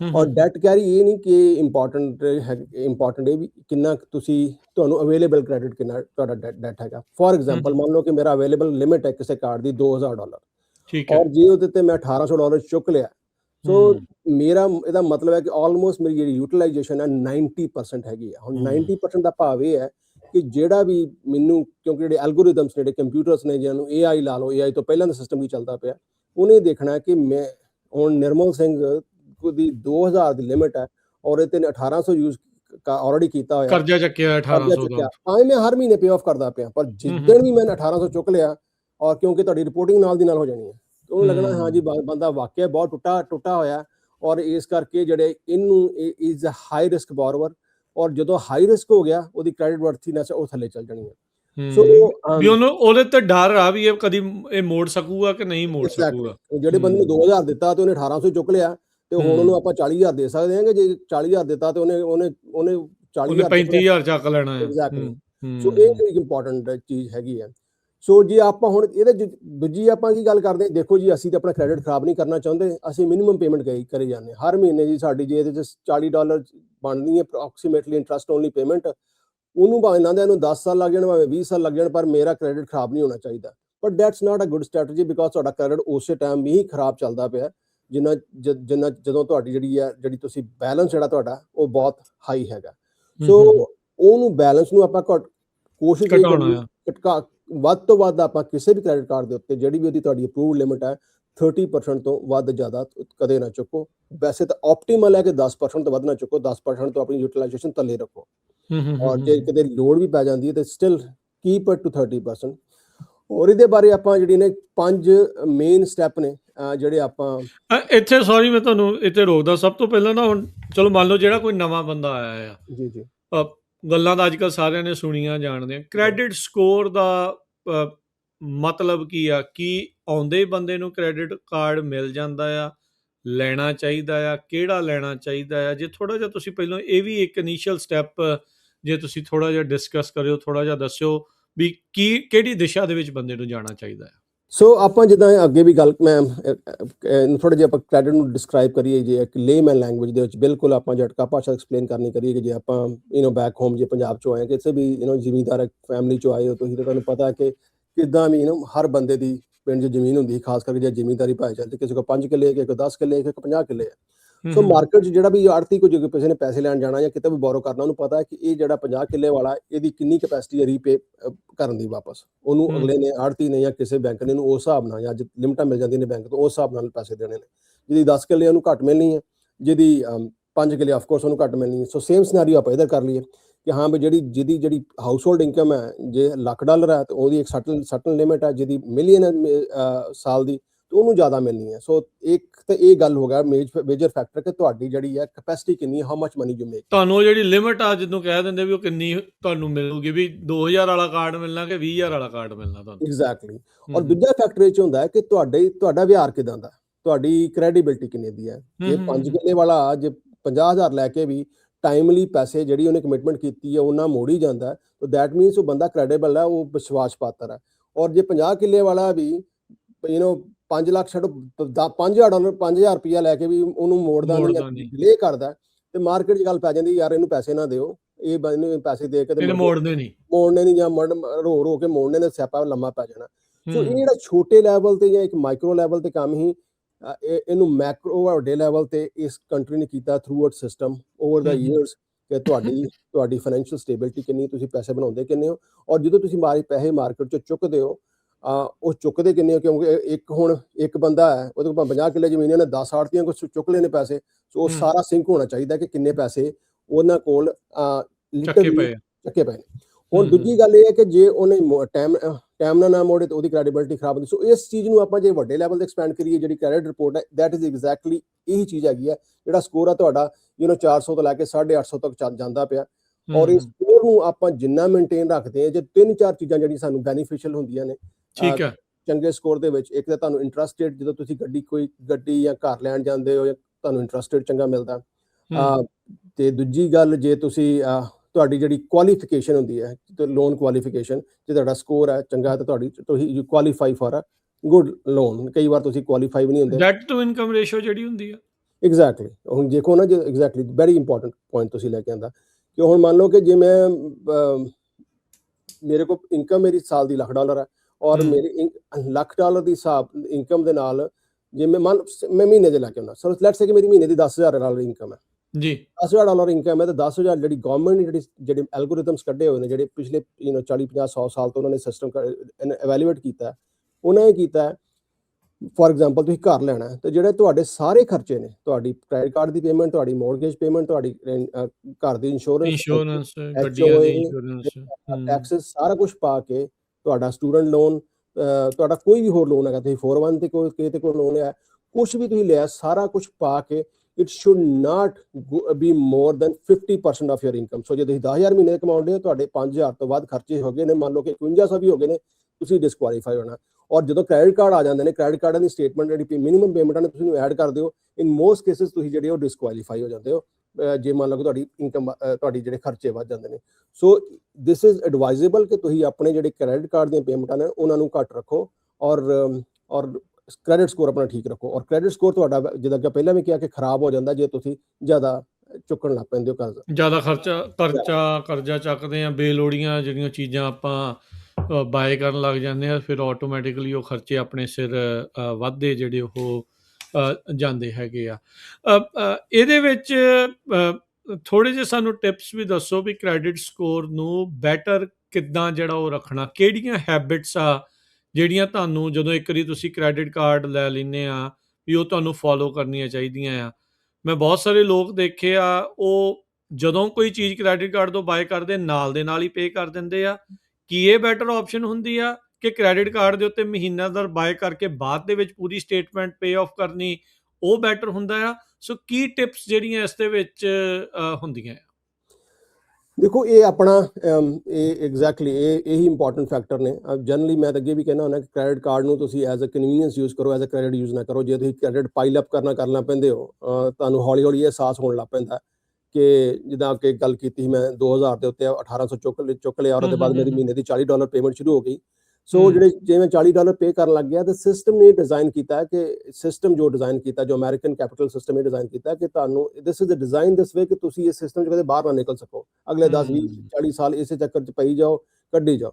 ਸੋ ਇਹ ਬੜੀ ਵਧੀਆ ਆਪਸ਼ਨ ਹੈ ਜੇ ਤੁਸੀਂ ਨਾਲ ਦੀ ਨਾਲ ਪੇ ਕਰਦੇ ਹੋ। ਜੇ ਨਾਲ ਦੀ ਨਾਲ ਨਹੀਂ ਪੇ ਕਰ ਸਕਦੇ ਤਾਂ ਐਵਰੀ ਮੰਥ ਤੁਸੀਂ ਪੇ ਕਰ ਲਓ। ਸੋ ਆਹ ਜਿੱਦਾਂ ਦੀ ਗੱਲ ਕੀਤੀ ਨੇ, ਕੁਝ ਚੀਜ਼ਾਂ ਆਪਾਂ ਜਿਹੜੀਆਂ ਨੇ ਇਹਦੇ 'ਚ ਆਪਾਂ ਕਰ ਸਕਦੇ ਹਾਂ, ਜਿਹ 'ਚ ਮੈਂ ਕਿਹਾ ਕਿ 5 ਸਟੈਪ ਨੇ। ਤਾਂ ਪਹਿਲੀ ਗੱਲ ਤੇ ਇਹ ਕਰੋ ਕਿ ਤੁਸੀਂ ਇੱਕ ਲਿਸਟ ਲਾਓ। ਅੱਜ ਬਹਿ ਜਾਓ, 10 ਮਿੰਟ ਲੱਗਣੇ ਨੇ ਤੁਹਾਨੂੰ। ਇੱਕ ਲਿਸਟ ਬਣਾਓ ਤੁਹਾਡੇ ਐਵਰੀ ਡੈਟ ਜਿਹੜਾ ਤੁਹਾਡੇ ਕੋਲ ਹੈਗਾ, ਤੁਸੀਂ ਕਿੰਨੇ ਪੈਸੇ ਉਹ ਕਰਦੇ ਹੋ, ਤੁਹਾਡਾ ਬੈਲੈਂਸ ਕੀ ਹੈ ਉਹਦੇ ਕਾਰਡ ਦੇ ਉੱਤੇ ਹੈਗਾ, ਉਹ ਕਾਰਡ ਦਾ ਇੰਟਰਸਟ ਰੇਟ ਕੀ ਹੈ, ਉਹਦੀ ਮਿਨੀਮਮ ਪੇਮੈਂਟ ਕੀ ਹੈ। ਇਹ ਸਾਰੀਆਂ ਚੀਜ਼ਾਂ ਇਹਨੂੰ ਤੁਸੀਂ ਇੱਕ ਵਾਰੀ ਕਰ ਲਓ। ਬਿਕੋਜ਼ ਜਿਹੜੀ ਚੀਜ਼ ਦਾ ਸਾਨੂੰ ਪਤਾ ਨਹੀਂ, ਉਹ ਇੱਕ ਟਰਮਨੋਲੋਜੀ ਯੂਜ਼ ਕਰਦੇ ਕਿ that grow in dark and shrinks in light. ਜਿਹੜਾ ਤੁਹਾਡਾ ਕਰਜ਼ਾ ਉਹ ਲਾਈਟ ਹਨੇਰੇ 'ਚ ਵੱਧਦਾ। ਮਤਲਬ ਇਹ ਹੈ ਕਿ ਅਸੀਂ ਸਟੇਟਮੈਂਟ ਆਉਂਦੇ ਪਰ ਸਟੇਟਮੈਂਟ ਖੋਲ ਕੇ ਨਹੀਂ ਵੇਖਦੇ। ਹੁਣ ਜੇ ਆਪਾਂ ਸਟੇਟਮੈਂਟ ਜਦੋਂ ਤੁਸੀਂ ਖੋਲ ਕੇ ਦੇਖਦੇ ਹੋ, ਪਹਿਲੀ ਜਦੋਂ ਤੁਸੀਂ ਆਇਆ ਉਹ 'ਚ ਤੁਸੀਂ ਹਰ ਚੀਜ਼ ਨੂੰ ਟੈਲੀ ਕਰੋ ਕਿ ਤੁਹਾਡੇ ਰੀਅਕਰਿੰਗ ਬਿਲਸ ਕੀ ਨੇ। ਜਿੱਦਾਂ ਪਿਛਲੀ ਵਾਰ ਆਪਾਂ ਕਵਰ ਕੀਤੀਆਂ ਕਈ ਐਸੀਆਂ ਐਪਸ ਆਉਂਦੀਆਂ ਨੇ ਜਿਹੜੀ ਤੁਹਾਡੀਆਂ ਰੀਅਕਰਿੰਗ ਪੇਮੈਂਟਸ ਨੇ। ਮੰਨ ਲਓ ਕਿ ਤੁਸੀਂ ਨੈਟਫਲਿਕਸ ਲਾਇਆ ਔਰ ਤੁਸੀਂ ਕਈ ਮਹੀਨੇ ਤੋਂ ਵੇਖਿਆ ਨਹੀਂ ਹੈਗਾ, ਪਰ ਤੁਸੀਂ ਅਜੇ ਵੀ ਪੇਮੈਂਟ ਦੇਈ ਜਾ ਰਹੇ ਹੋ। ਐਮਾਜ਼ੋਨ ਦੀਆਂ ਪੇਮੈਂਟ ਜਿਹੜੀਆਂ ਨੇ, ਪ੍ਰਾਈਮ ਦੀਆਂ, ਆਲਮੋਸਟ ਹਰ ਕਿਸੇ ਕੋਲ ਹੈਗਾ। ਸੋ ਜਿੱਦਾਂ ਮੈਂ ਪਰਸਨਲੀ ਐਮਾਜ਼ੋਨ ਯੂਜ਼ ਕਰਦਾ, ਮੈਂ ਜਨਰਲੀ ਐਮਾਜ਼ੋਨ ਦਾ ਪ੍ਰਾਈਮ ਨਹੀਂ ਯੂਜ਼ ਕਰਦਾ। ਜੇ ਮੈਨੂੰ ਲੋੜ ਪੈਂਦੀ ਹੈ ਤਾਂ ਮੈਂ ਉਦੋਂ ਐਕਟੀਵੇਟ ਕਰ ਦੇਣਾ ਉਹਨੂੰ, ਫਿਰ ਡੀਐਕਟੀਵੇਟ ਕਰ ਦੇਣਾ। It doesn't save you lot of money, but at least ਜਿਹੜੀ ਤੁਹਾਡੀ ਇੱਕ ਹੈਬਿਟ ਬਣ ਜਾਂਦੀ ਹੈ ਕਿ ਯੂਟੀਲਾਈਜ਼ ਜਿਹੜੀ ਤੁਹਾਨੂੰ ਚੀਜ਼ ਦੀ ਲੋੜ ਨਹੀਂ, ਉਹ ਐਕਟੀਵੇਟ ਰਹੇ ਹਮੇਸ਼ਾ। ਉਹ ਤੁਹਾਨੂੰ ਹਰ ਮਹੀਨੇ ਦਿੰਦੇ ਜੀ। It's a good habit, you stay on top of it. Exactly. ਤਾਂ ਇਹਦਾ ਤੁਸੀਂ ਆਪਣਾ ਪੂਰਾ ਜਿਹੜੀ ਇੱਕ ਪੂਰੀ ਬੈਲੈਂਸ ਸ਼ੀਟ ਬਣਾਓ, ਜਿਹਦੇ 'ਚ ਪੂਰਾ ਕਰਜ਼ਾ ਔਰ ਕਿੰਨੀ ਸਾਰਾ ਤੁਸੀਂ ਉਹ ਕਰਦੇ ਹੋ। ਉਹਦੇ ਬਾਅਦ ਜਿਹੜੀ ਹੈ ਨਾ, ਐਟਲੀਸਟ ਤੁਸੀਂ ਇਹ ਚੀਜ਼ ਦੇਖਣਾ ਕਿ ਜਿਹੜੇ ਤੁਹਾਡੇ ਕ੍ਰੈਡਿਟ ਕਾਰਡ ਹੈਗੇ ਨੇ, ਉਹਦੀ ਮਿਨੀਮਮ ਪੇਮੈਂਟ, ਜੇ ਤੁਹਾਨੂੰ ਲੱਗਦਾ ਕਿ ਨੀਅਰ ਫਿਊਚਰ ਤੁਸੀਂ ਇਹਨੂੰ ਪੇ ਕਰ ਸਕਦੇ, ਪਰ ਐਟਲੀਸਟ ਫॉर ਨਾਓ ਮੈਂ ਉਨੀ ਮਿਨੀਮਮ ਪੇਮੈਂਟ ਹੀ ਪੇ ਕਰਨੀ ਹੈ। ਤੇ ਸਾਰਿਆਂ ਦੀ ਜਿਹੜੀ ਹੈ ਨਾ, ਜਿੰਨੇ ਵੀ ਅਕਾਊਂਟ ਨੇ, ਸਾਰਿਆਂ ਦੇ ਮਿਨੀਮਮ ਪੇਮੈਂਟ ਜਿਹੜੀਆਂ ਨੇ ਉਹ ਰਾਈਟ ਵੇ ਪੇ ਕਰ ਦਿਓ, ਜਾਂ ਉਹਨਾਂ ਦੀ ਆਟੋ ਪੇਮੈਂਟ ਸੈਟਅਪ ਕਰ ਦਿਓ। ਉਹਦੇ ਨਾਲ ਦੋ ਫਾਇਦੇ ਹੁੰਦੇ ਨੇ। ਇੱਕ ਤਾਂ ਤੁਹਾਡਾ ਲੇਟ ਫੀਸ ਨਹੀਂ ਪੈਂਦੀ, ਤਾਂ ਫਾਈਨੈਂਸ ਚਾਰजेस ਨਹੀਂ ਪੈਂਦੇ, ਜਿਹੜੇ ਐਕਚੁਅਲੀ ਬਿਲੀਅਨਸ ਆਫ ਡਾਲਰਸ ਨੇ। ਔਰ ਉਹ ਵੀ ਇਸ ਤਰੀਕੇ ਨਾਲ ਡਿਜ਼ਾਈਨ ਕੀਤਾ ਹੋਇਆ ਕਿ ਤੁਹਾਡੀ ਮਿਸ ਹੋ ਜਾਏ, ਕਿਉਂਕਿ 3 ਪੇਮੈਂਟਾਂ ਜਿਹਨੇ ਤਾਂ ਤੁਹਾਡੀ ਮਿਸ ਨਾ ਹੋਣ, 60 ਦਿਨ ਲੇਟ ਨਾ ਹੋਏ, ਕਈ ਵਾਰ ਰਿਪੋਰਟ ਵੀ ਨਹੀਂ ਕਰਦੇ। ਸੋ ਤੁਹਾਡਾ ਫਾਇਦਾ ਇਹ ਕਿ ਐਵਰੀ ਮੰਥ ਤੁਸੀਂ ਜਿਹੜੀਆਂ ਪੇਮੈਂਟਾਂ ਮਿਨੀਮਮ ਘੱਟੋ ਘੱਟ ਮਿਨੀਮਮ ਆਟੋ ਪੇਮੈਂਟ ਸੈੱਟ ਕਰੋ। ਔਰ ਕੋਸ਼ਿਸ਼ ਇਹ ਕਰੋ ਕਿ ਜਦੋਂ ਤੁਹਾਡਾ, ਜਿੱਦਾਂ ਤੁਸੀਂ ਪਹਿਲਾਂ ਕਿਹਾ ਕਿ ਨਾਲ ਦੀ ਨਾਲ ਪੇ ਕਰੋ, ਜੇ ਨਹੀਂ ਨਾਲ ਦੀ ਨਾਲ ਪੇ ਕਰ ਸਕਦੇ ਤਾਂ ਐਵਰੀ ਮੰਥ ਉਹਨੂੰ ਪੇ ਕਰੋ। ਫਿਰ ਜਿੱਦਾਂ ਆਪਾਂ ਪਹਿਲਾਂ ਵੀ ਕਿਹਾ ਹੈ ਕਿ ਤੁਹਾਡਾ ਜੇ ਬਫਰ ਆਪਣਾ ਅਕਾਊਂਟ ਬਣਿਆ ਹੋਇਆ, ਥੋੜਾ ਜਿਹਾ ਤੁਸੀਂ ਪੈਸੇ ਸਾਡੇ ਸੇਵਿੰਗ ਵਾਸਤੇ ਰੱਖੇ ਹੋਏ ਨੇ, ਤੇ ਕੋਸ਼ਿਸ਼ ਇਹ ਕਰੋ ਕਿ ਉਹਨਾਂ ਪੈਸਿਆਂ ਦੇ ਵਿੱਚੋਂ ਹੁਣ ਥੋੜੇ ਜਿਹੇ ਪੈਸੇ ਐਕਸਟਰਾ ਸਾਈਡ ਤੇ ਰੱਖੋ, ਜਿਹੜੇ ਤੁਸੀਂ ਐਕਸਟਰਾ ਆਪਣੇ ਡੈਟ ਕਰਜ਼ੇ ਨੂੰ ਲਾਉਣਾ ਹੈ। ਲਾ ਸਕਦੇ ਨੇ। ਕਈ ਵਾਰ ਜਿੰਨੇ ਵੀ ਕਰਜ਼ੇ ਉਹਨਾਂ ਵਿੱਚੋਂ ਇੱਕ ਚੁਣ ਲਓ ਤੇ ਉਹਨੂੰ ਅਟੈਕ ਕਰ ਦਿਓ। ਐਗਜ਼ੈਕਟਲੀ। ਹੁਣ ਉਹ ਤੇ ਆਪਾਂ ਬਾਅਦ ਡਿਸਕਸ ਕਰਾਂਗੇ ਕਿ ਆਪਾਂ ਉਹਦੇ ਕੀ ਤਰੀਕੇ ਨੇ। 2 ਤਰੀਕੇ ਨੇ, ਉਹ 'ਚ 2 ਮੇਨ। ਆਪਾਂ ਉਹ ਬਾਅਦ ਚ ਆਉਂਦੇ, ਪਹਿਲਾਂ ਤੁਸੀਂ ਆਹ ਜਿਹੜੇ ਸਟੈਪ ਦੱਸੇ ਸੀ ਆਹ ਕੰਪਲੀਟ ਕਰ ਦਿਓ ਪਹਿਲਾਂ। ਮੰਨ ਲਓ ਕਿ ਹੁਣ ਆਪਾਂ ਨੂੰ ਹਰ ਮਹੀਨੇ 40 50 50 100 ਡਾਲਰ ਕੋਈ ਵੀ ਆਪਾਂ ਅਫੋਰਡ ਕਰ ਸਕਦੇ ਨੇ, ਉਹ ਆਪਾਂ ਐਕਸਟਰਾ ਪਾਉਣੇ ਨੇ। ਹੁਣ ਆਪਾਂ ਨੂੰ ਇਹ ਆਪਣੇ ਕ੍ਰੈਡਿਟ ਕਾਰਡ ਦੀ ਸਟੇਟਮੈਂਟਸ ਤੁਹਾਨੂੰ ਐਨਾਲਾਈਜ਼ ਕਰਕੇ ਦੇਖਣਾ ਪੈਣਾ ਕਿ ਆਪਣੇ ਪੈਸੇ ਕਿੱਧਰੋਂ ਲੀਕੇਜ, ਉਹਨੂੰ ਆਪਾਂ ਕਿੱਦਾਂ ਕੰਟਰੋਲ ਕਰਨਾ। ਆਪਾਂ ਜਿੱਦਾਂ ਮੈਂ ਗੱਲ ਕੀਤੀ, ਆਪਣੀ ਮੰਥਲੀ ਸਬਸਕ੍ਰਿਪਸ਼ਨ ਨੇ, ਸਟ੍ਰੀਮਿੰਗ ਸਰਵਿਸ ਦੀਆਂ ਜਾਂ ਕਿਸੇ ਹੋਰ ਚੀਜ਼ ਦੀਆਂ, how many Times are you eating out, ਆਪਣੇ ਹੋਰ ਕੀ ਜਿਹੜੀਆਂ ਚੀਜ਼ਾਂ ਨੇ ਜਿਹੜੀਆਂ ਆਪਾਂ ਕੱਟ ਡਾਊਨ ਕਰ ਸਕਦੇ ਨੇ। ਔਰ ਉਹਨਾਂ ਨੇ ਕੱਟ ਡਾਊਨ ਕੀਤੀਆਂ ਨੇ, ਉਹ ਪੈਸੇ ਇਹ ਨਹੀਂ ਕਿ ਸਿਰਫ ਆਪਾਂ ਕੱਟ ਡਾਊਨ ਕਰਕੇ we take that money and pay towards those credit card ਜਿਹੜੇ ਬਿੱਲ ਨੇ, ਉਹ ਆਪਾਂ ਉਹਦਾ ਡਿਸਕਸ ਕਰਾਂਗੇ। ਜੇ ਫਿਰ ਵੀ ਤੁਹਾਡਾ ਕੋਈ ਨਹੀਂ ਹੁੰਦਾ, ਸੋ ਤੁਸੀਂ ਈਵਨ ਦੋ ਹੀ ਕ੍ਰੈਡਿਟ ਸੈਟਲਮੈਂਟ ਦਾ ਕੰਮ ਕਰਦੇ, ਪਰ ਤੁਸੀਂ ਕਾਲ ਕਰ ਲਓ। ਜੇ ਨਹੀਂ ਕਰ ਸਕਦੇ ਸਾਨੂੰ ਕਰ ਲਓ, we can call on behalf of on you. ਕਿ ਜੇ ਲੈਂਡਰ ਤੁਸੀਂ ਨਹੀਂ ਪੇਮੈਂਟ ਕਰ ਸਕਦੇ, ਆਪਣੇ ਲੈਂਡਰ ਨੂੰ ਕਹੋ ਕਿ we need some more time, because financial hardship ਚੱਲਦੀ ਹੈ। In certain cases you can get some more lot of lenders, ਚਾਹੇ ਕ੍ਰੈਡਿਟ ਕਾਰਡ ਦੇ ਨੇ, ਚਾਹੇ ਸਮਾਲ ਬਿਜ਼ਨਸ ਲੈਂਡਰਸ ਨੇ, SBA ਦਾ ਨਹੀਂ ਹੁੰਦਾ ਥੋੜਾ, ਚਾਹੇ ਉਹ ਤੁਹਾਡੇ ਮੋਰਗੇਜ ਸਿਨੈਰੀਓ ਵੀ ਹੈਗੇ ਨੇ, ਜਿਹਦੇ ਵਿੱਚ when you are in financial hardship ਤੁਹਾਨੂੰ ਕੋਈ ਨਾ ਕੋਈ ਆਪਸ਼ਨ ਮਿਲ ਜਾਂਦਾ, ਚਾਹੇ ਉਹ ਪੇਮੈਂਟ ਨੂੰ 2 ਮਹੀਨੇ 3 ਮਹੀਨੇ ਡੈਫਰ ਕਰ ਦਿੰਦੇ ਨੇ। ਜੇ ਤੁਸੀਂ ਹਾਰਡਸ਼ਿਪ ਦੇ ਹੈਗੇ ਬਜਾਏ ਇਹਦੇ ਕੁਛ ਨਾ ਕਰਨ ਦੇ, at least you should try to call your lender and see ਕਿ ਉਹਦੇ ਵਾਸਤੇ ਤੁਹਾਡੇ ਕੋਲ ਕੀ ਆਪਸ਼ਨ ਅਵੇਲੇਬਲ ਹੈਗੀ ਹੈ। ਸੋ ਅੱਛਾ, ਇਹਦੇ ਵਿੱਚ ਨਾ ਮੈਂ ਇੱਕ ਦੋ ਉਦਾਹਰਨਾਂ ਆਪਣੀਆਂ ਪਰਸਨਲ ਜਿਹੜੀਆਂ ਉਹ ਨਾਲ ਦੱਸਦੇ ਆ। ਜਦੋਂ ਮੈਂ ਨਵਾਂ US ਦੇ ਵਿੱਚ ਆਇਆ, ਨਵਾਂ ਕ੍ਰੈਡਿਟ ਕਾਰਡ ਲਿਆ, ਤਾਂ ਉਦੋਂ $1000 ਦੀ ਲਿਮਿਟ ਮਿਲੀ ਤੇ ਅੱਛਾ ਇੱਕ ਵਾਰੀ ਕਰਦੇ ਕਰਦੇ $600-700 ਖਰਚ ਲਿਆ। ਵੀ ਇਸ ਤਰੀਕੇ ਦੇ ਨਾਲ ਕੋਈ ਆਇਆ ਸੀ ਤੇ ਉਹ ਖਰਚਾ ਹੋ ਗਿਆ। ਇਹ ਨਹੀਂ ਸੀ ਵੀ ਮੈਂ ਪੈਸੇ ਮੰਥਲੀ ਮੈਂ ਹਰ ਵਾਰੀ ਦਿੰਦਾ ਸੀਗਾ, ਪਰ ਉਹ ਯੂਟੀਲਾਈਜੇਸ਼ਨ ਇੰਨੀ ਵੱਧ ਗਈ, ਮੈਂ ਕਿਹਾ ਯਾਰ ਕ੍ਰੈਡਿਟ ਸਕੋਰ ਪਤਾ ਨਹੀਂ ਕਿਉਂ ਡਿੱਗ ਗਿਆ। ਫਿਰ ਉਦੋਂ ਮੈਂ ਪਹਿਲੀ ਰਿਅਲਾਈਜ਼ ਕੀਤਾ ਵੀ ਕ੍ਰੈਡਿਟ ਯੂਟੀਲਾਈਜੇਸ਼ਨ ਨਾਂ ਦੀ ਵੀ ਕੋਈ ਜਿਹੜੀ ਆ ਉਹ ਚੀਜ਼ ਹੁੰਦੀ ਆ। ਸੋ ਆਹ ਪ੍ਰੋਗਰਾਮ ਸਾਡੇ ਕਰਨ ਦਾ ਮਕਸਦ ਇਹ ਆ ਵੀ ਜਿੰਨੇ ਝਟਕਾ ਖਾ ਕੇ ਸਿੱਖਣਾ, ਅਸੀਂ ਤੁਹਾਨੂੰ ਪਹਿਲਾਂ ਹੀ ਦੱਸ ਦਈਏ ਵੀ ਇਸ ਤਰੀਕੇ ਦੇ ਨਾਲ ਵੀ ਇਦਾਂ ਹੋ ਜਾਂਦਾ ਆ। ਇਸੇ ਤਰੀਕੇ ਦੇ ਨਾਲ ਜਦੋਂ ਆਟੋ ਪੇ ਤੇ ਨਹੀਂ ਸੀ ਲਾਈਆਂ, ਲੇਟ ਫੀਸ ਜਿਹੜੀਆਂ ਪਈਆਂ, ਪਰ ਉਹ ਇੰਨੇ ਕੁ ਚੰਗੇ ਸੀਗੇ ਵੀ ਇੱਕ ਦੋ ਵਾਰੀ ਜਦੋਂ ਹੋਈਆਂ, ਉਸ ਤੋਂ ਬਾਅਦ ਮੈਂ ਪੱਕਾ ਆਟੋ ਪੇ ਦੇ ਉੱਤੇ ਲਾ ਲਿਆ ਵੀ ਮਿਸ ਜਿਹੜੀ ਉਹ ਨਾ ਹੋਵੇ। ਪਰ ਉਹ ਲੇਟ ਫੀਸ ਉਹਨਾਂ ਨੇ ਵੇਵ ਆਫ ਕਰਤੀਆਂ। ਆਪਾਂ ਡਰਦੇ ਨਹੀਂ ਕਈ ਵਾਰੀ ਕਾਲ ਕਰਦੇ, you usually call them, they waive it off। ਇੱਕ ਅੱਧੀ ਵਾਰੀ ਤਾਂ ਪਹਿਲੀ ਵਾਰੀ ਤਾਂ ਉਹ ਤੁਹਾਨੂੰ ਉਦਾਂ ਹੀ ਮਾਫ ਜਿਹੜਾ ਆ ਉਹ ਕਰ ਦਿੰਦੇ ਹੈਗੇ ਆ। ਸੋ ਇਹ ਸਾਰੀਆਂ ਚੀਜ਼ਾਂ ਤੇ ਬਹੁਤ ਵਾਰੀ ਆਪਾਂ ਨੇ ਲੋਕ ਇੱਕ ਵਾਰੀ ਕੋਈ ਫਾਇਦਾ ਚੱਕਣ ਦੇ ਲਈ ਈਅਰਲੀ ਫੀਸ ਵਾਲਾ ਕ੍ਰੈਡਿਟ ਕਾਰਡ ਖੁਲਾ ਲੈਂਦੇ ਆ, ਬਾਅਦ ਚ ਉਹਦੀ ਈਅਰਲੀ ਫੀਸ ਪੈਂਦੀ ਰਹਿੰਦੀ ਆ, ਉਹਨੂੰ ਬਾਅਦ ਚ ਕਦੀ ਵਰਤਣਾ ਨਹੀਂ ਹੁੰਦਾ ਤੇ ਉਹਦਾ ਫਾਇਦਾ ਕੋਈ ਨਹੀਂ ਜਿਹੜਾ ਉਹ ਹੁੰਦਾ। ਸੋ ਉਹ ਵੀ ਦੇਖਣਾ ਚਾਹੀਦਾ। ਇਹ ਬੜੀ ਇੰਪੋਰਟੈਂਟ ਦੀ ਗੱਲ ਕੀਤੀ ਹੈ ਰਾਜਕਰਨ। ਜੇ ਤੁਹਾਡਾ ਕੋਈ ਐਸਾ ਕਾਰਡ ਹੈਗਾ ਜਿਹੜੇ ਕਾਰਡ ਤੁਸੀਂ ਮੰਨ ਲਓ ਕਿ ਈਅਰਲੀ ਫੀਸ ਪੈਂਦੀ, ਚਾਹੇ ਤੁਹਾਡੇ ਮੋਸਟਲੀ 에ਅਰਲਾਈਨ ਦੇ ਕਾਰਡ ਹੁੰਦੇ ਨੇ ਜਾਂ ਰਿਵਾਰਡਸ ਵਾਲੇ, ਉਹਨਾਂ ਦੇ ਵੇਖੋ ਜੇ ਤੁਸੀਂ ਪ੍ਰੋਪਰਲੀ ਯੂਟਿਲਾਈਜ਼ ਕਰਦੇ ਹੋ ਤਾਂ ਉਹਨਾਂ ਦਾ ਬੈਨੀਫਿਟ ਬਹੁਤ ਹੈ। ਮੈਂ ਕਈ ਐਸੇ ਮੇਰੇ ਦੋਸਤ ਮਿੱਤਰ ਜਿਨ੍ਹਾਂ ਨੂੰ ਜਾਣਨਾ ਕਿ ਜਿਨ੍ਹਾਂ ਨੇ ਅੱਜ ਤੱਕ ਸ਼ਾਇਦ ਕਦੇ ਟਿਕਟ ਬਾਈ ਨਹੀਂ ਕੀਤੀ ਹੋਣੀ, ਉਹ ਫ੍ਰੀ ਟਿਕਟਾਂ ਤੇ ਚੱਲਦੇ ਪਏ ਨੇ, ਭਾਵੇਂ ਇੰਡੀਆ ਜਾਣ ਕਾਰਡ ਦੇ ਥਰੂ ਹੀ ਜਿਹੜੀਆਂ ਰਿਵਾਰਡਸ ਹਰ ਵਾਰੀ ਤੁਹਾਨੂੰ ਮਾਈਲ ਮਿਲ ਜਾਂਦੇ ਨੇ। ਪਰ ਦੈਟਸ ਵੈਰੀ ਇੰਪੋਰਟੈਂਟ, ਅਸੀਂ ਹਰ ਵਾਰੀ ਲੈ ਲੈਂਦੇ ਹਾਂ ਔਰ ਉਹ ਸਾਲ ਜੇ ਤੁਹਾਨੂੰ ਕਾਰਡ ਦੀ ਯੂਟਿਲਾਈਜੇਸ਼ਨ ਨਹੀਂ ਹੈਗੀ ਆ, ਤੁਸੀਂ ਉਹਨੂੰ ਪ੍ਰੋਪਰਲੀ ਯੂਜ਼ ਨਹੀਂ ਕਰਦੇ ਪਏ, ਤਾਂ ਤੁਸੀਂ ਆਪਣੀ ਕ੍ਰੈਡਿਟ ਕਾਰਡ ਕੰਪਨੀ ਨੂੰ ਯੂਜ਼ ਕਰਕੇ ਕਹਿ ਸਕਦੇ ਕਾਲ ਕਰਕੇ ਕਿ ਮੈਂ ਜਿਹੜੀ ਆ ਫੀਸ ਮੇਰੇ ਵਾਸਤੇ ਅਨਨੈਸੈਸਰੀ, ਮੈਂ ਅਫੋਰਡ ਨਹੀਂ ਕਰ ਸਕਦਾ। So it in certain cases they can change your card, ਮਤਲਬ ਐਸੇ ਕਾਰਡ ਨੂੰ ਚੇਂਜ ਕਰਦੇ ਜਿੱਥੇ ਤੁਹਾਡੀ ਫੀਸ ਨਹੀਂ ਹੁੰਦੀ, ਜਾਂ ਕਈ ਵਾਰ ਤੁਹਾਡੀ ਜਿਹੜੀ ਐਨੂਅਲ ਫੀਸ ਆ ਉਹ ਵੇਵ ਵੀ ਕਰ ਦਿੰਦੇ ਨੇ ਇੱਕ ਅੱਧੇ ਸਾਲ ਵਾਸਤੇ ਖਾਸ ਕਰਕੇ। ਸੋ ਇਹ ਇੰਪੋਰਟੈਂਟ ਗੱਲ ਹੈ, ਜੇ ਤੁਸੀਂ ਕ੍ਰੈਡਿਟ ਰੱਖਣਾ ਵੀ ਤੇ ਕਾਲ ਕਰਕੇ ਵੇਖ ਲਓ ਕਿ ਤੁਸੀਂ ਜਿਹੜੀ ਆਪਣੀਆਂ ਫੀਸ ਜਿਹੜੀ ਆ ਉਹਨੂੰ ਮਾਫ ਕਰਾਉਣ ਦੀ ਕੋਸ਼ਿਸ਼ ਕਰ ਸਕਦੇ ਤੇ ਕਰੋ, ਜਾਂ ਫਿਰ ਉਹਨੂੰ ਚੇਂਜ ਕਰਾ ਲਓ ਨੋ ਫੀਸ ਵਾਲੇ ਕਾਰਡ ਦੇ ਵਿੱਚ। ਐਗਜ਼ੈਕਟਲੀ, ਜੋ ਵੀ ਕਰਾ ਲਓ, ਨੋ ਚ ਕਰਾ ਲਓ। ਤੇ ਇੱਕ ਚੀਜ਼ ਆਪਾਂ ਹੋਰ ਕਰ ਸਕਦੇ ਹਾਂ ਆਪਣੇ ਕ੍ਰੈਡਿਟ ਨੂੰ ਹੈਲਦੀ ਰੱਖਣ ਵਾਸਤੇ, ਕਿ ਐਵਰੀ 6 ਮੰਥਸ ਤੁਸੀਂ ਆਪਣੇ ਕ੍ਰੈਡਿਟ ਕਾਰਡ ਕੰਪਨੀ ਨੂੰ ਕਾਲ ਕਰਕੇ ਰਿਕੁਐਸਟ ਕਰ ਸਕਦੇ ਹੋ ਕਿ ਮੇਰੀ ਕ੍ਰੈਡਿਟ ਲਿਮਿਟ ਜਿਹੜੀ ਹੈ ਉਹਨੂੰ ਇਨਕਰੀਜ਼ ਕਰ ਦਿਓ। ਉਹ ਤੁਹਾਨੂੰ ਜਨਰਲੀ ਕੁਐਸਚਨ ਪੁੱਛਦੇ ਆ ਕਿ ਹਾਂ ਜੀ ਤੁਹਾਨੂੰ ਕੀ ਲੋੜ ਆ, ਤੁਸੀਂ ਕਹੋਗੇ ਮੈਨੂੰ ਖਰਚੇ ਨੇ ਜਾਂ ਜੋ ਵੀ ਤੁਸੀਂ ਤੁਹਾਡਾ ਤੁਸੀਂ ਤੁਹਾਨੂੰ ਕਹਿ ਸਕਦੇ ਆ। ਐਗਜ਼ੈਕਟਲੀ, ਕਿਉਂਕਿ ਦੇਖੋ ਜਿੰਨਾ ਮੇਰਾ ਕ੍ਰੈਡਿਟ ਆਪਣਾ ਜਿਹੜੀ ਲਿਮਿਟ ਆ ਉਹ ਵੱਧਦੀ ਰਹੇਗੀ, ਉਹਦੀ ਮੇਰੀ ਕ੍ਰੈਡਿਟ ਵਰਤੀਨੈਸ ਵੱਧ ਜਾਂਦੀ ਆ। ਜਿੱਦਾਂ ਹੁਣ ਤੁਸੀਂ ਗੱਲ ਕੀਤੀ ਜਦੋਂ ਤੁਸੀਂ ਆਏ, ਤੁਸੀਂ ਸਿਰਫ $1000 ਦਾ ਕ੍ਰੈਡਿਟ ਤੁਹਾਨੂੰ ਦਿੱਤਾ ਉਹਨਾਂ ਨੇ, ਹੁਣ ਟੈਕਨੀਕਲੀ ਬੈਂਕ ਸਿਰਫ ਤੁਹਾਡੇ ਤੇ $1000 ਦਾ ਭਰੋਸਾ ਕਰ ਸਕਦਾ ਹੈ। ਅੱਜ ਤੁਹਾਡੇ ਕੋਲ ਮੰਨ ਲਓ ਕਿ $500,000 ਦੀ ਕ੍ਰੈਡਿਟ ਲਿਮਿਟ ਹੈ, ਟੈਕਨੀਕਲੀ ਤੁਹਾਡੀ ਉਹਦੇ ਨਾਲ ਨਾ 500 ਗੁਣਾ ਤੁਹਾਡੀ ਜਿਹੜੀ ਕ੍ਰੈਡਿਟ ਵਰਤੀਨੈਸ ਜ਼ਿਆਦਾ ਹੈ, ਬਿਕੋਜ਼ ਹੁਣ ਤੁਹਾਨੂੰ ਇੰਨਾ ਜ਼ਿਆਦਾ ਬਲੀਵ ਕੀਤਾ ਜਾ ਸਕਦਾ, ਬਿਕੋਜ਼ ਦੇ ਆਰ ਰਿਸਕਿੰਗ $500,000 ਤੁਹਾਨੂੰ ਦੇ ਸਕਦੇ ਨੇ। ਸੋ ਇਹ ਕੋਸ਼ਿਸ਼ ਕਰਦੇ ਰਹੋ ਕਿ ਹਰ 6 ਮਹੀਨੇ ਬਾਅਦ, ਔਰ ਜੇ ਤੁਹਾਨੂੰ ਸਕੋਰ ਦਾ ਟੈਨਸ਼ਨ ਹੈਗੀ ਹੈ ਤੇ ਤੁਸੀਂ ਉਹਨਾਂ ਨੂੰ ਇਹ ਕਹਿ ਸਕਦੇ ਹੋ ਕਿ ਮੇਰਾ ਕ੍ਰੈਡਿਟ ਸਕੋਰ ਨਾ ਰਨ ਕਰੋ, ਬਿਕੋਜ਼ ਕੁਛ ਲਿਮਿਟ ਹੁੰਦੀ ਹੈ ਜਿਹੜੀ ਬਗੈਰ ਸਕੋਰ ਰਨ ਕਰੇ ਵਧਾ ਸਕਦੇ, ਔਰ ਕੁਛ ਲਿਮਿਟ ਹੁੰਦੀ ਹੈ ਜਿਹਦੇ 'ਚ ਉਹਨਾਂ ਨੂੰ ਤੁਹਾਡਾ ਕ੍ਰੈਡਿਟ ਰਨ ਕਰਨਾ ਪੈਂਦਾ। ਤੁਸੀਂ ਉਹਨਾਂ ਨਾਲ ਗੱਲ ਕਰ ਲਓ, ਇੱਕ ਪ੍ਰੋਪਰ ਕਮਿਊਨੀਕੇਸ਼ਨ ਆ, you have more options available ਜਿਹੜੇ ਤੁਸੀਂ ਕਰ ਸਕਦੇ ਹੋ। ਔਰ ਚੌਥਾ ਸਟੈਪ ਇਹ ਹੀ ਕਿ ਹਮੇਸ਼ਾ ਇੱਕ ਛੋਟਾ ਜਿਹਾ ਬਫਰ, ਜਿਹੜਾ ਇੰਪੋਰਟੈਂਟ ਬਫਰ ਹੈ, ਉਹ ਤੁਸੀਂ ਬਣਾ ਕੇ ਰੱਖੋ ਆਪਣੇ ਪੈਸਿਆਂ ਦਾ, ਜਿਹੜਾ ਸੇਫਟੀ ਨੈਟ ਹੈ। ਉਹ ਸੇਫਟੀ ਨੈਟ ਬਹੁਤ ਜ਼ਰੂਰੀ ਹੈ, ਔਰ ਕਿਉਂਕਿ ਅਨਫੋਰਚੂਨੇਟਲੀ ਪ੍ਰੋਬਲਮ ਇਸ ਟਾਈਮ ਇਹ ਚੱਲਦੀ ਪਈ ਕਿ ਮੈਜੋਰਿਟੀ ਫੈਮਿਲੀ ਜਿਹੜੀਆਂ ਨੇ ਉਹ ਬਗੈਰ ਸੇਫਟੀ ਨੈਟ ਤੋਂ ਚੱਲਦੀਆਂ ਪਈਆਂ ਨੇ, ਵਿਚ is not a optimal solution. ਸੋ ਜੇ ਆਪਾਂ ਨੂੰ ਇੱਕ ਫਟਾਫਟ ਜੇ ਆਪਾਂ ਕਰੀਏ ਇੱਕ ਚੀਜ਼ ਦੇ ਵਿੱਚ, ਔਰ ਮੈਂ ਇਹਦੀ ਨਾ ਇੱਕ ਛੋਟੀ ਜੀ ਚੀਟ ਸ਼ੀਟ ਜੀ ਬਣਾ ਕੇ ਇੱਕ ਪਾਕਟ ਬੁਕਲੇਟ ਜੀ ਆਪਾਂ ਪ੍ਰੋਗਰਾਮ ਥੱਲੇ ਅਪਲੋਡ ਵੀ ਕਰ ਦਾਂਗੇ, ਜੇ ਕਿਸੇ ਨੇ ਡਾਊਨਲੋਡ ਕਰਨੇ ਹੋਣ ਤੇ ਉਹ ਸਾਰੇ ਜਿਹੜੇ ਫੀਚਰ ਨੇ, ਪੁਆਇੰਟਸ ਨੇ, ਉਹਨੂੰ ਯੂਜ਼ ਕਰ ਸਕਦੇ ਨੇ। ਔਰ ਪਿਛਲੇ ਪ੍ਰੋਗਰਾਮ ਦੀ ਵੀ ਕਿ ਕਿਹੜੀਆਂ ਐਪਸ ਨੇ, ਕਿੱਦਾਂ ਤੁਸੀਂ ਆਪਣੇ ਆਪ ਨੂੰ ਫਾਈਨੈਂਸ਼ੀਅਲ ਪਲੈਨਿੰਗ ਪ੍ਰੋਪਰਲੀ ਕਰ ਸਕਦੇ ਨੇ। ਤਾਂ ਪਹਿਲਾਂ ਆਪਣੀ ਸਾਰੀ ਚੀਜ਼ਾਂ ਨੂੰ ਲਿਸਟ ਕਰ ਲਓ, ਜਿਹੜੀ ਤੁਹਾਡੀ ਮਿਨੀਮਮ ਪੇਮੈਂਟਸ ਨੇ ਉਹਨਾਂ ਨੂੰ ਟੋਟਲ ਪਹਿਲਾਂ ਉਹ ਕਵਰ ਕਰੋ। ਠੀਕ ਹੈ। ਇੱਕ how to attack your debt, ਕਿ ਜਿਹੜਾ ਤੁਹਾਡਾ ਮਿਨੀਮਮ ਤੇ ਬਾਅਦ ਤੁਸੀਂ start paying it off, minimum ਤੇ ਨਾ ਰਹੋ। If you need to call your lenders, call the lenders, and then last ਚੀਜ਼ ਹੈ ਜਿਹੜੀ ਤੁਹਾਡੀ ਹੈ, ਮੇਕ ਅ ਸਮਾਲ ਬਫਰ। ਪਰ ਉਹੀ ਬੰਦਾ ਕ੍ਰੈਡਿਟ ਲਿਮਿਟ ਵਧਵਾਵੇ ਜਿਹਨੂੰ ਪਤਾ ਵੀ ਉਹਨੇ ਉਹ ਲਿਮਿਟ ਦੇ ਤੱਕ ਪਹੁੰਚ ਨਹੀਂ ਜਾਣਾ। ਬਾਅਦ 'ਚ ਇਹ ਨਾ ਹੋਵੇ ਵੀ ਆਲਰੇਡੀ ਮਿਨੀਮਮ ਪੇਮੈਂਟਾਂ ਤੇ ਬੰਦਾ ਲੱਗਾ ਤੇ ਫਿਰ ਕਹੇ ਚੱਲ ਮੈਂ ਕਾਲ ਕਰਕੇ ਉਹਨਾਂ ਨੂੰ ਪੇਮੈਂਟ ਆਪਣੀ ਲਿਮਿਟ ਵਧਾ ਲਈਏ ਤੇ ਖਰਚਾ ਫਿਰ ਬੰਦਾ ਉਨਾ ਹੀ ਵਧਾ ਲਵੇ, ਫਿਰ ਉਹ ਹੋਰ ਡੁੱਬਣ ਵਾਲੀ ਗੱਲ ਜਿਹੜੀ ਉਹ ਬਣ ਜਾਣੀ ਆ। ਬਿਲਕੁਲ ਸੋ ਇਦਾਂ ਦਾ ਪੰਗਾ ਨਾ ਲਿਓ ਫਿਰ ਉਹਨਾਂ ਲੋਕਾਂ ਲਈ। ਇਹ ਅੱਗ ਵਰਗੀ ਚੀਜ਼ ਹੈ, ਜੇ ਪ੍ਰੋਪਰਲੀ ਯੂਟਿਲਾਈਜ਼ ਕਰਾਂਗੇ ਤੇ ਅੱਗ ਬੰਦੇ ਨੂੰ, ਤੇ ਇਨਸਾਨ ਚਾਹ ਵੀ ਬਣਾ ਲਈਦੀ ਆ, ਕਾਫੀ ਵੀ ਬਣਾ ਲਈਦੀ ਆ, ਹਨਾ, ਰੋਟੀ ਪਾਣੀ ਵੀ ਬਣਾ ਲਈਦਾ, ਨਹੀਂ ਤੇ ਘਰ ਵੀ ਫੂਕ ਲਈਦਾ।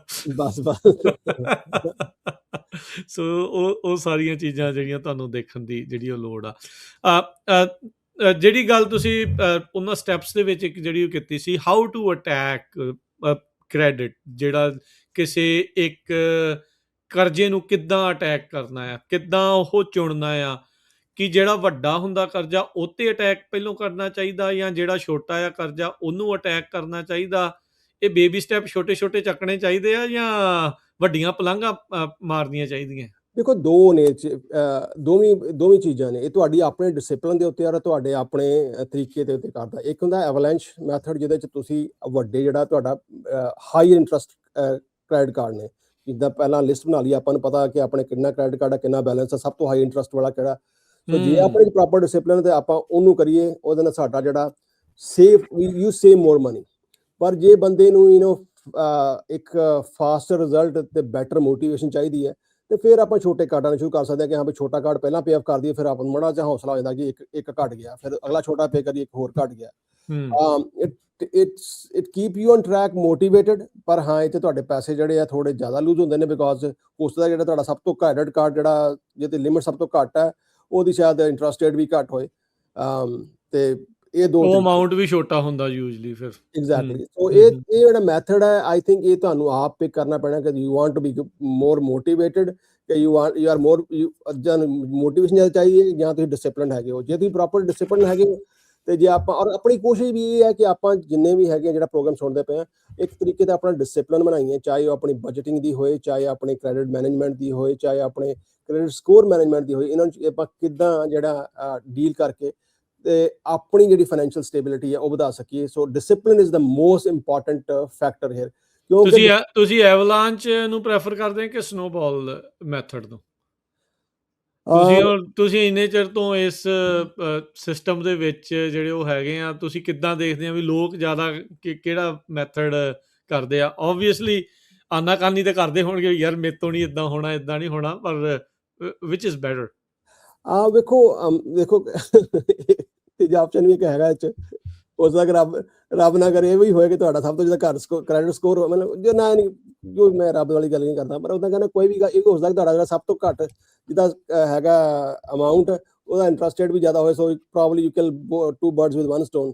ਪਰ ਮੈਂ ਜਿੱਦਾਂ ਗੱਲ ਕੀਤੀ ਕਿ ਜਦੋਂ ਮੈਂ ਸਟੂਡੈਂਟ ਲਾਈਫ 'ਚ ਹਾਂ, ਮੇਰੇ ਕੋਲ ਕ੍ਰੈਡਿਟ ਕਾਰਡ ਇੱਦਾਂ ਜਿੱਦਾਂ ਤੁਸੀਂ ਕਿਹਾ 1700 ਦਾ 1200 ਦਾ, ਔਰ ਮੈਂ ਜਦੋਂ ਨਵਾਂ ਆਇਆ ਤਾਂ ਮੈਂ ਇਹ ਸੋਚਿਆ ਕਿ ਮੈਂ ਕਿਹਾ ਠੀਕ ਹੈ, ਮੇਰੇ ਅਕਾਊਂਟ 'ਚ $2000 ਰਹੇ ਆ ਤੇ 1500 ਆ ਪਿਆ ਤੇ $3500 ਮੇਰੇ ਕੋਲ ਹੈਗਾ, ਮੈਂ ਤਾਂ ਨਹੀਂ ਮੰਨਦਾ ਕਿਸੇ ਨੂੰ।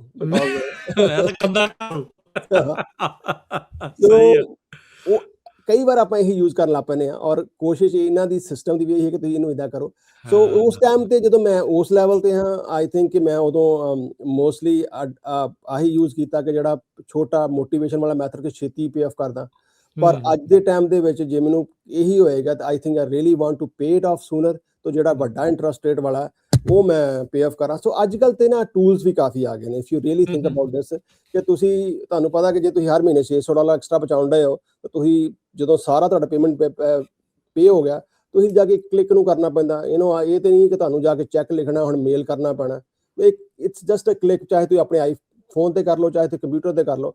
So I think if you can, there are a lot of tools, ਆਪਣੇ ਗੂਗਲ ਕੈਲੰਡਰ ਹੋ ਗਿਆ, ਤੁਹਾਡੇ ਰਿਮਾਈਂਡਰਸ ਹੋ ਗਏ, ਜਿਹਦਾ ਮੈਂ ਆਪਣੇ ਸਿਸਟਮ ਸੈੱਟ ਕੀਤਾ ਹੋਇਆ ਕਿ ਐਵਰੀ 1st ਤੇ every 5th of every month ਮੈਂ ਸਾਰਾ ਚੈੱਕ ਕਰਦਾ ਕਿ ਚਾਹੇ ਮੇਰੇ ਉਹ HOA ਦੇ ਬਿੱਲ ਨੇ, ਚਾਹੇ ਉਹ ਕ੍ਰੈਡਿਟ ਕਾਰਡ ਦੇ ਬਿੱਲ ਨੇ, ਇੰਸ਼ੋਰੈਂਸ ਦੇ ਬਿੱਲ ਨੇ, ਉਹ ਸਾਰੇ ਪੇ ਹੋ ਜਾਣ, ਕੋਈ ਵੀ ਹੁਣ ਜਸਟ ਇੱਕ ਵਾਰੀ ਚੈੱਕ ਲਿਸਟ ਹੋ ਜਾਏ ਸਾਰੇ। ਕਿਉਂਕਿ ਨਿੱਕੀਆਂ ਗਲਤੀਆਂ ਨੇ ਜਿਹੜੀਆਂ ਨੇ ਓਵਰ ਟਾਈਮ ਬਹੁਤ, ਇੱਕ ਮਿਸਡ ਪੇਮੈਂਟ ਜੇ ਹੋ ਜਾਣ, ਇੱਕ ਪੇਮੈਂਟ ਜੇ ਤੁਹਾਡੀ ਮਿਸ ਹੋ ਜਾਏ ਕ੍ਰੈਡਿਟ ਕਾਰਡ ਦੀ, ਉਹ ਤੁਹਾਡੇ ਕਈ ਵਾਰ 100 150 ਪੁਆਇੰਟ ਡਿੱਗ ਜਾਂਦੇ ਨੇ, ਔਰ ਉਹਨੂੰ ਰਿਮੂਵ ਕਰਨ ਵਾਸਤੇ, ਹਟਾਉਣ ਵਾਸਤੇ ਕਿੰਨੇ ਸਾਲ ਲੱਗ ਜਾਂਦੇ ਨੇ, or you lose lot of money. ਜੇ ਤੁਹਾਨੂੰ 1% ਜਾਂ ਅੱਧਾ % ਇੰਟਰਸਟਡ ਵੱਧ ਪੇ ਕਰਨਾ ਪੈ ਜੇ for next 30 years, you will pay hundreds of thousands of dollar more ਤੁਹਾਡੀ ਇੱਕ ਗਲਤੀ ਕਰਕੇ। ਸੋ ਇਹ ਥੋੜਾ ਜਿਹਾ ਅੱਜ ਕੱਲ ਦਾ ਡਿਸਪਲਿਨ ਹੋਣਾ ਵੀ ਕਾਫੀ ਸੌਖਾ ਹੈਗਾ, ਬਿਕਾਜ਼ देयर आर ਸੋ ਮੈਨੀ ਆਪਸ਼ਨਸ ਆ, ਤੁਹਾਨੂੰ ਹੈਲਪ ਅਵੇਲੇਬਲ ਹੈ ਇਦਾਂ ਦੀ ਬਹੁਤ ਸਾਰੀ, ਵੀ ਕਈ ਚੀਜ਼ਾਂ ਜਿਹੜੀਆਂ ਆ ਹੁਣ ਤਾਂ ਇਦਾਂ ਵੀ ਆ ਨਾ ਨਿਰਮਲ ਮਾਨ ਜੀ, ਵੀ ਇਦਾਂ ਦੀਆਂ ਹੁਣ ਇਸ ਲਿਟਰੇਸੀ ਬਾਰੇ ਤਾਂ ਇਨਫੋਰਮੇਸ਼ਨ ਹੀ ਬਹੁਤ ਉਪਲਬਧ ਆ। ਤੁਸੀਂ YouTube ਤੇ, ਤੁਸੀਂ ਉਹ ਥਾਵਾਂ ਤੇ, ਚੈਟ GPT, ਕਲਾਉਡ ਹੋ ਗਿਆ, ਹੁਣ ਤਾਂ ਤੁਹਾਡੇ ਕੋਲ ਮਦਦ ਮਤਲਬ ਹਜ਼ਾਰਾਂ ਤਰੀਕੇ ਦੀ ਆ। ਨਹੀਂ ਤਾਂ ਨਿਰਮਲ ਭਾਜੀ ਹੈਗੇ ਆ, ਊੜੇ ਵਾਲਿਆਂ ਨੂੰ ਵੀ ਕਾਲ ਕਰ ਸਕਦੇ ਹੁੰਦੇ ਆ ਤੁਸੀਂ, ਉਹ ਵੀ ਚੀਜ਼ ਜਿਹੜੀ ਉਹ ਕਰ ਸਕਦੇ। ਪਰ ਆਪਣੀ ਕੋਸ਼ਿਸ਼ ਹੈ ਕਿ ਜੇ ਆਪਾਂ ਡਿਸਪਲਿਨ ਕਰ ਲਈਏ ਇਸ ਪ੍ਰੋਬਲਮ ਚ ਨਾ ਆਈਏ, ਬਿਕਾਜ਼ ਪ੍ਰੋਬਲਮ ਜਿਹੜੀ ਹੈ ਅਨਫੋਰਚੂਨੇਟਲੀ ਇਸ ਟਾਈਮ ਹੈਗੀ ਆ, ਔਰ ਆਉਣ ਵਾਲੇ ਟਾਈਮ ਚ ਹੋਰ ਵੱਧਦੀ ਜਾਣੀ, ਬਿਕਾਜ਼ ਕੋਈ ਕਿਸੇ ਪਾਸੇ ਹੋਪ ਨਹੀਂ ਨਜ਼ਰ ਆਉਂਦੀ ਪਈ। ਸੋ ਕ੍ਰੈਡਿਟ ਦੀ ਆਪਾਂ ਗੱਲ ਕਰ ਰਹੇ ਹਾਂ, ਕ੍ਰੈਡਿਟ ਸਕੋਰ ਦੀ, ਜੇ ਆਪਾਂ 2-4 ਚੀਜ਼ਾਂ ਜਿੱਦਾਂ ਕ੍ਰੈਡਿਟ ਦੀ ਗੱਲ ਕੀਤੀ ਆਪਾਂ ਹੋਰ ਇੰਪਰੂਵ ਕਰ ਲਈਏ। ਕਈ ਵਾਰ ਇੱਕ ਬੜਾ ਮਿਥ ਬਣਿਆ ਜੀ, ਮੈਂ ਜੇ ਕ੍ਰੈਡਿਟ ਆਪਣਾ ਚੈੱਕ ਕਰਾਂਗਾ ਤਾਂ ਮੇਰਾ ਕ੍ਰੈਡਿਟ ਜਿਹੜਾ ਉਹ ਖਰਾਬ ਹੋ ਜਾਊਗਾ। ਸੋ ਦੈਟਸ ਨਾਟ, ਪਹਿਲਾਂ ਜਦੋਂ ਇਦਾਂ ਹੀ ਕਹਿੰਦੇ ਸੀ ਹਾਰਡ ਇਨਕੁਆਇਰੀ ਪੈ ਜਾਣੀ ਜੀ, ਕਿੱਦਾਂ ਪੈ ਜਾਣੀ ਜੇ ਹਾਰਡ ਇਨਕੁਆਇਰੀ ਪੈ ਵੀ ਜਾਂਦੀ ਹੈ ਤਾਂ ਉਹ ਚ ਵੀ ਨਾ ਬੜਾ ਸਲਾਈਟਲੀ ਜਿਹਾ ਇੰਪੈਕਟ ਪੈਂਦਾ। ਇਹ ਨਹੀਂ ਕਿ ਤੁਸੀਂ ਰੋਜ਼ ਜਾ ਕੇ ਕ੍ਰੈਡਿਟ ਕਾਰਡ, ਔਰ ਇਹ ਚ ਵੀ ਬੜਾ ਫਰਕ ਹੈ। ਜੇ ਤੁਸੀਂ ਕ੍ਰੈਡਿਟ ਕਾਰਡ ਦੀ ਇਨਕੁਆਇਰੀਆਂ ਬਹੁਤ ਜ਼ਿਆਦੀਆਂ, ਤੁਹਾਡਾ ਸਕੋਰ ਜ਼ਿਆਦਾ ਡਿੱਗਦਾ। ਉਹਦੇ ਬਾਅਦ ਜਿਹੜਾ ਉਹ ਤੋਂ ਲੈਸ ਥੋੜਾ ਘੱਟ ਇੰਪੈਕਟਫੁਲ ਹੈ ਉਹ ਤੁਹਾਡਾ ਆਟੋ ਲੋਨ ਦਾ, ਪਰ ਜੇ ਤੁਸੀਂ ਘਰ ਦਾ ਲੋਨ ਲੈਂਦੇ ਹੋ ਤੇ ਉਹਦੇ ਥੋੜਾ ਜਿਹਾ ਹੋਰ ਘੱਟ ਨੁਕਸਾਨ ਹੁੰਦਾ।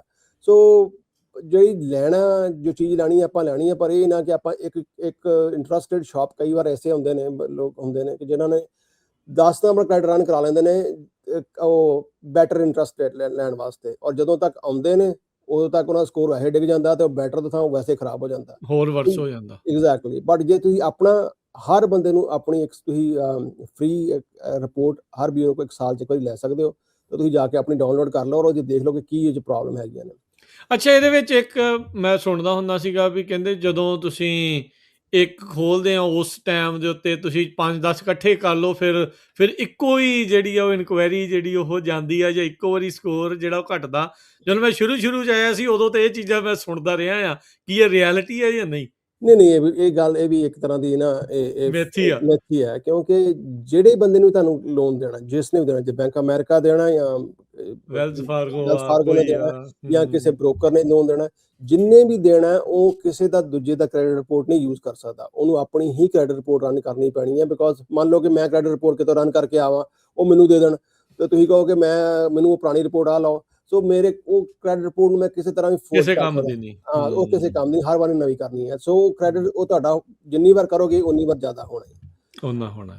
ਅੱਛਾ, ਇੱਕ ਇਹ ਵੀ ਗੱਲ ਹੁੰਦੀ ਹੈ ਵੀ ਪੁਰਾਣਾ ਜੇ ਆਪਾਂ ਕਾਰਡ ਬੰਦ ਕਰਾ ਦਈਏ ਤੇ ਉਹਦੇ ਨਾਲ ਵੀ ਹੈਲਪ ਹੋ ਸਕਦੀ ਆ? ਉਹ ਨਹੀਂ, ਪੁਰਾਣਾ ਕਾਰਡ ਜਿਹੜਾ ਇਹ ਜਿੰਨਾ ਕਾਰਡ ਪੁਰਾਣਾ ਹੈ ਉਨਾ ਤੁਹਾਡੀ ਹਿਸਟਰੀ ਉਨੀ ਪੁਰਾਣੀ ਹੈ, ਉਹਨੂੰ ਫਰੇਮ ਕਰਕੇ ਰੱਖ ਲਓ।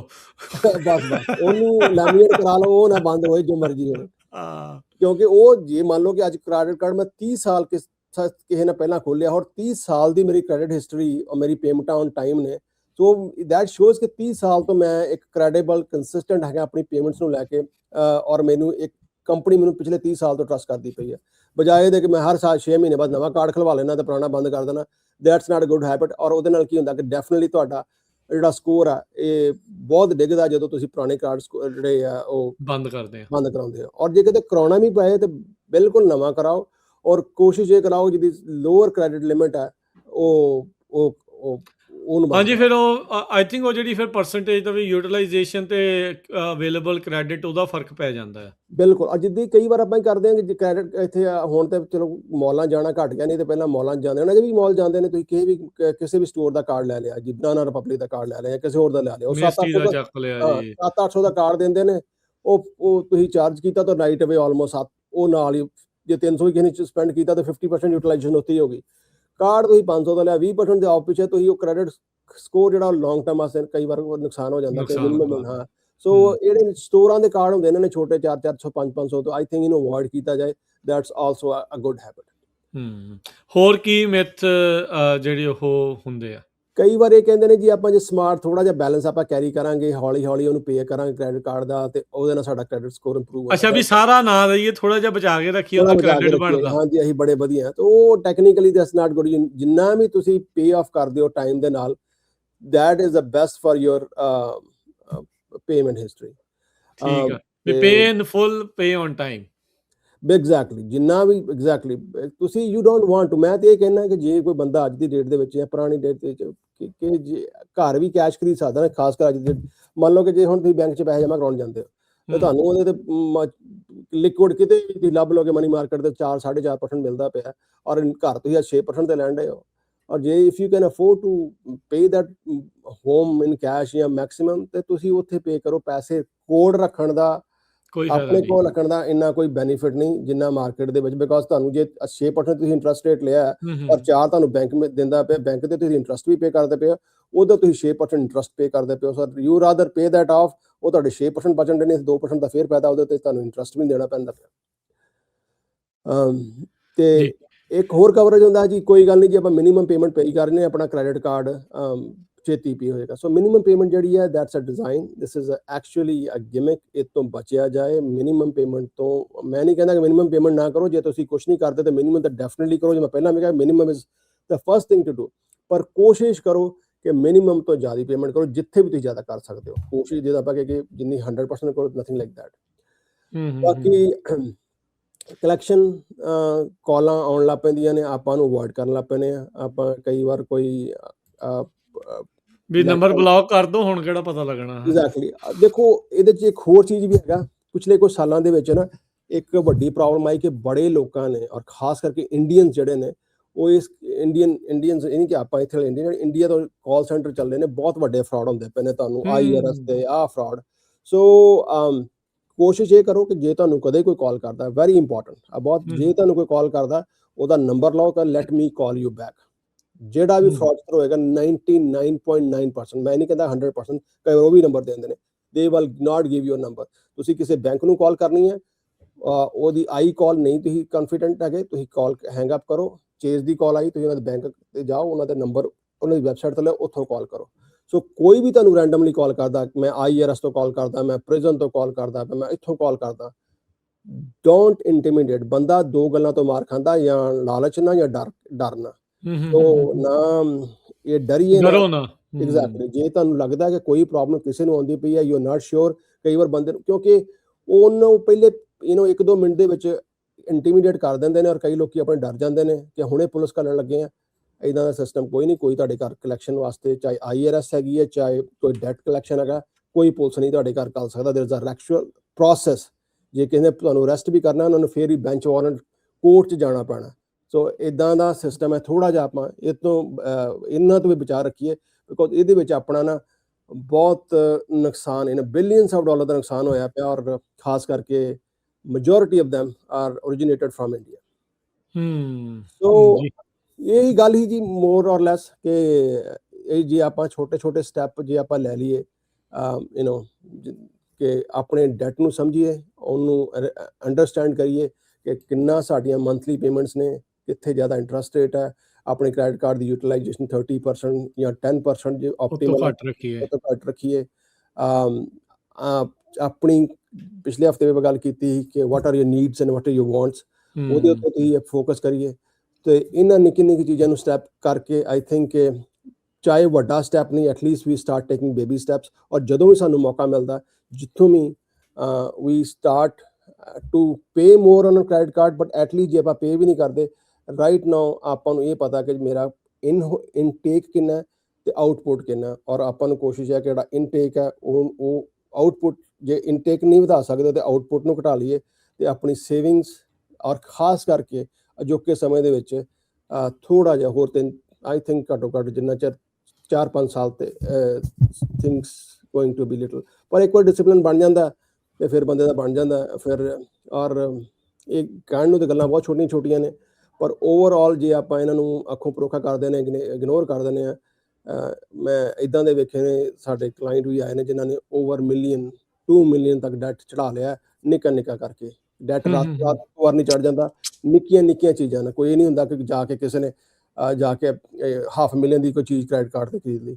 500,000 ਦੇ ਕ੍ਰੈਡਿਟ ਕਾਰਡ ਹੀ ਵੇਖੇ ਨੇ, ਜਾਂ 40,000 ਦਾ ਕੋਈ ਜਾ ਕੇ ਇੱਕ ਦਿਨ ਡੈਟ ਚੜਾ ਲਿਆ। ਉਹ ਹੌਲੀ ਪਾਈਲ ਅਪ ਹੁੰਦੇ ਰਹਿੰਦੇ ਨੇ, ਔਰ ਇੱਕ ਦਿਨ ਬੰਦਾ ਚੋਕ ਹੋ ਜਾਂਦਾ, and then they go to drastic measures. So I think ਜੇ ਆਪਾਂ ਇਹਦਾ ਖਿਆਲ ਰੱਖੀਏ ਤੇ we can be successful and stress free. ਨਹੀਂ ਬਿਲਕੁਲ ਸਹੀ ਗੱਲ ਆ। ਫਾਈਨੈਂਸ਼ੀਅਲ ਦੇ ਨਾਲ ਨਾਲ ਜਿਹੜੀ ਮੈਂਟਲ ਹੈਲਥ ਆ ਨਾ, ਉਹਦੇ ਤੇ ਵੀ ਜਿਹੜਾ ਉਹ ਧਿਆਨ ਜਿਹੜਾ ਉਹ ਰੱਖੋ। ਇਹ ਸਮਾਂ ਜਿਹੜਾ ਉਹ ਟਾਲੀ ਜਾਣਾ ਹੁੰਦਾ, ਤੇ ਬਸ ਤਗੜੇ ਹੋ ਕੇ ਜਿਹੜਾ ਉਹ ਤੁਸੀਂ ਇਸ ਦੇ ਵਿੱਚੋਂ ਜਿਹੜਾ ਉਹ ਲੰਘੋ। ਤੇ ਇਹ ਟੌਪਿਕ ਨੂੰ ਦੁਬਾਰਾ ਸੁਣਿਓ ਸਾਰੇ ਜਾਣੇ, ਕ੍ਰੈਡਿਟ ਕਾਰਡ ਕਿੱਦਾਂ ਯੂਜ਼ ਕਰਨਾ ਚਾਹੀਦਾ, ਕਿਹੜੇ ਫੈਕਟਰਸ ਇਸ ਦੇ ਉੱਤੇ ਇਫੈਕਟ ਜਿਹੜੇ ਉਹ ਕਰਦੇ ਆ। ਸੋ ਥੈਂਕ ਯੂ ਨਿਰਮਲ ਮਾਨ ਜੀ, ਬਹੁਤ ਬਹੁਤ ਧੰਨਵਾਦ ਤੁਹਾਡਾ, ਤੁਸੀਂ ਇਸ ਦੇ ਬਾਰੇ ਜਿਹੜੀਆਂ ਉਹ ਜਾਣਕਾਰੀਆਂ ਦਿੱਤੀਆਂ। ਤੇ ਆਪਾਂ ਇਹ ਜਿਹੜੀ ਸੀਰੀਜ਼ ਆ ਫਾਈਨੈਂਸ਼ੀਅਲ ਲਿਟਰੇਸੀ ਦੀ, ਇਸ ਨੂੰ ਆਪਾਂ ਜਾਰੀ ਰੱਖਾਂਗੇ। ਅਗਲੀ ਵਾਰ ਫੇਰ ਕੋਈ ਨਵੇਂ ਟੌਪਿਕ ਦੇ ਨਾਲ ਜਿਹੜਾ ਅਗਲੀ ਵਾਰ ਆਪਾਂ ਕਵਰ ਕਰਾਂਗੇ ਜੀ ਸੇਵਿੰਗ ਐਂਡ ਐਮਰਜੈਂਸੀ ਫੰਡਸ ਤੇ ਉਹਦੇ ਬਾਅਦ ਇਨਵੈਸਟਮੈਂਟਸ, ਰਿਟਾਇਰਮੈਂਟ। ਸੋ ਇਸ ਤਰ੍ਹਾਂ ਆਪਾਂ ਓਵਰਆਲ ਜਿਹੜਾ ਪ੍ਰੋਗਰਾਮ ਪੂਰਾ ਹੋ ਜਾਏਗਾ। ਆਈ ਥਿੰਕ ਜਿਹੜਾ ਇਹਨੂੰ ਪ੍ਰੋਪਰਲੀ ਫੋਲੋ ਕਰੇਗਾ, they can be very prosperous and at least proper planning ਨਾਲ ਆਪਾਂ ਪ੍ਰੋਪਰ ਅੱਗੇ ਵੱਧ ਸਕਦੇ। ਜੀ ਐਗਜ਼ੈਕਟਲੀ। ਥੈਂਕ ਯੂ, ਮਿਹਰਬਾਨੀ, ਧੰਨਵਾਦ, ਸਤਿ ਸ਼੍ਰੀ ਅਕਾਲ। ਥੈਂਕ ਯੂ, ਸਤਿ ਸ਼੍ਰੀ ਅਕਾਲ, ਥੈਂਕਸ।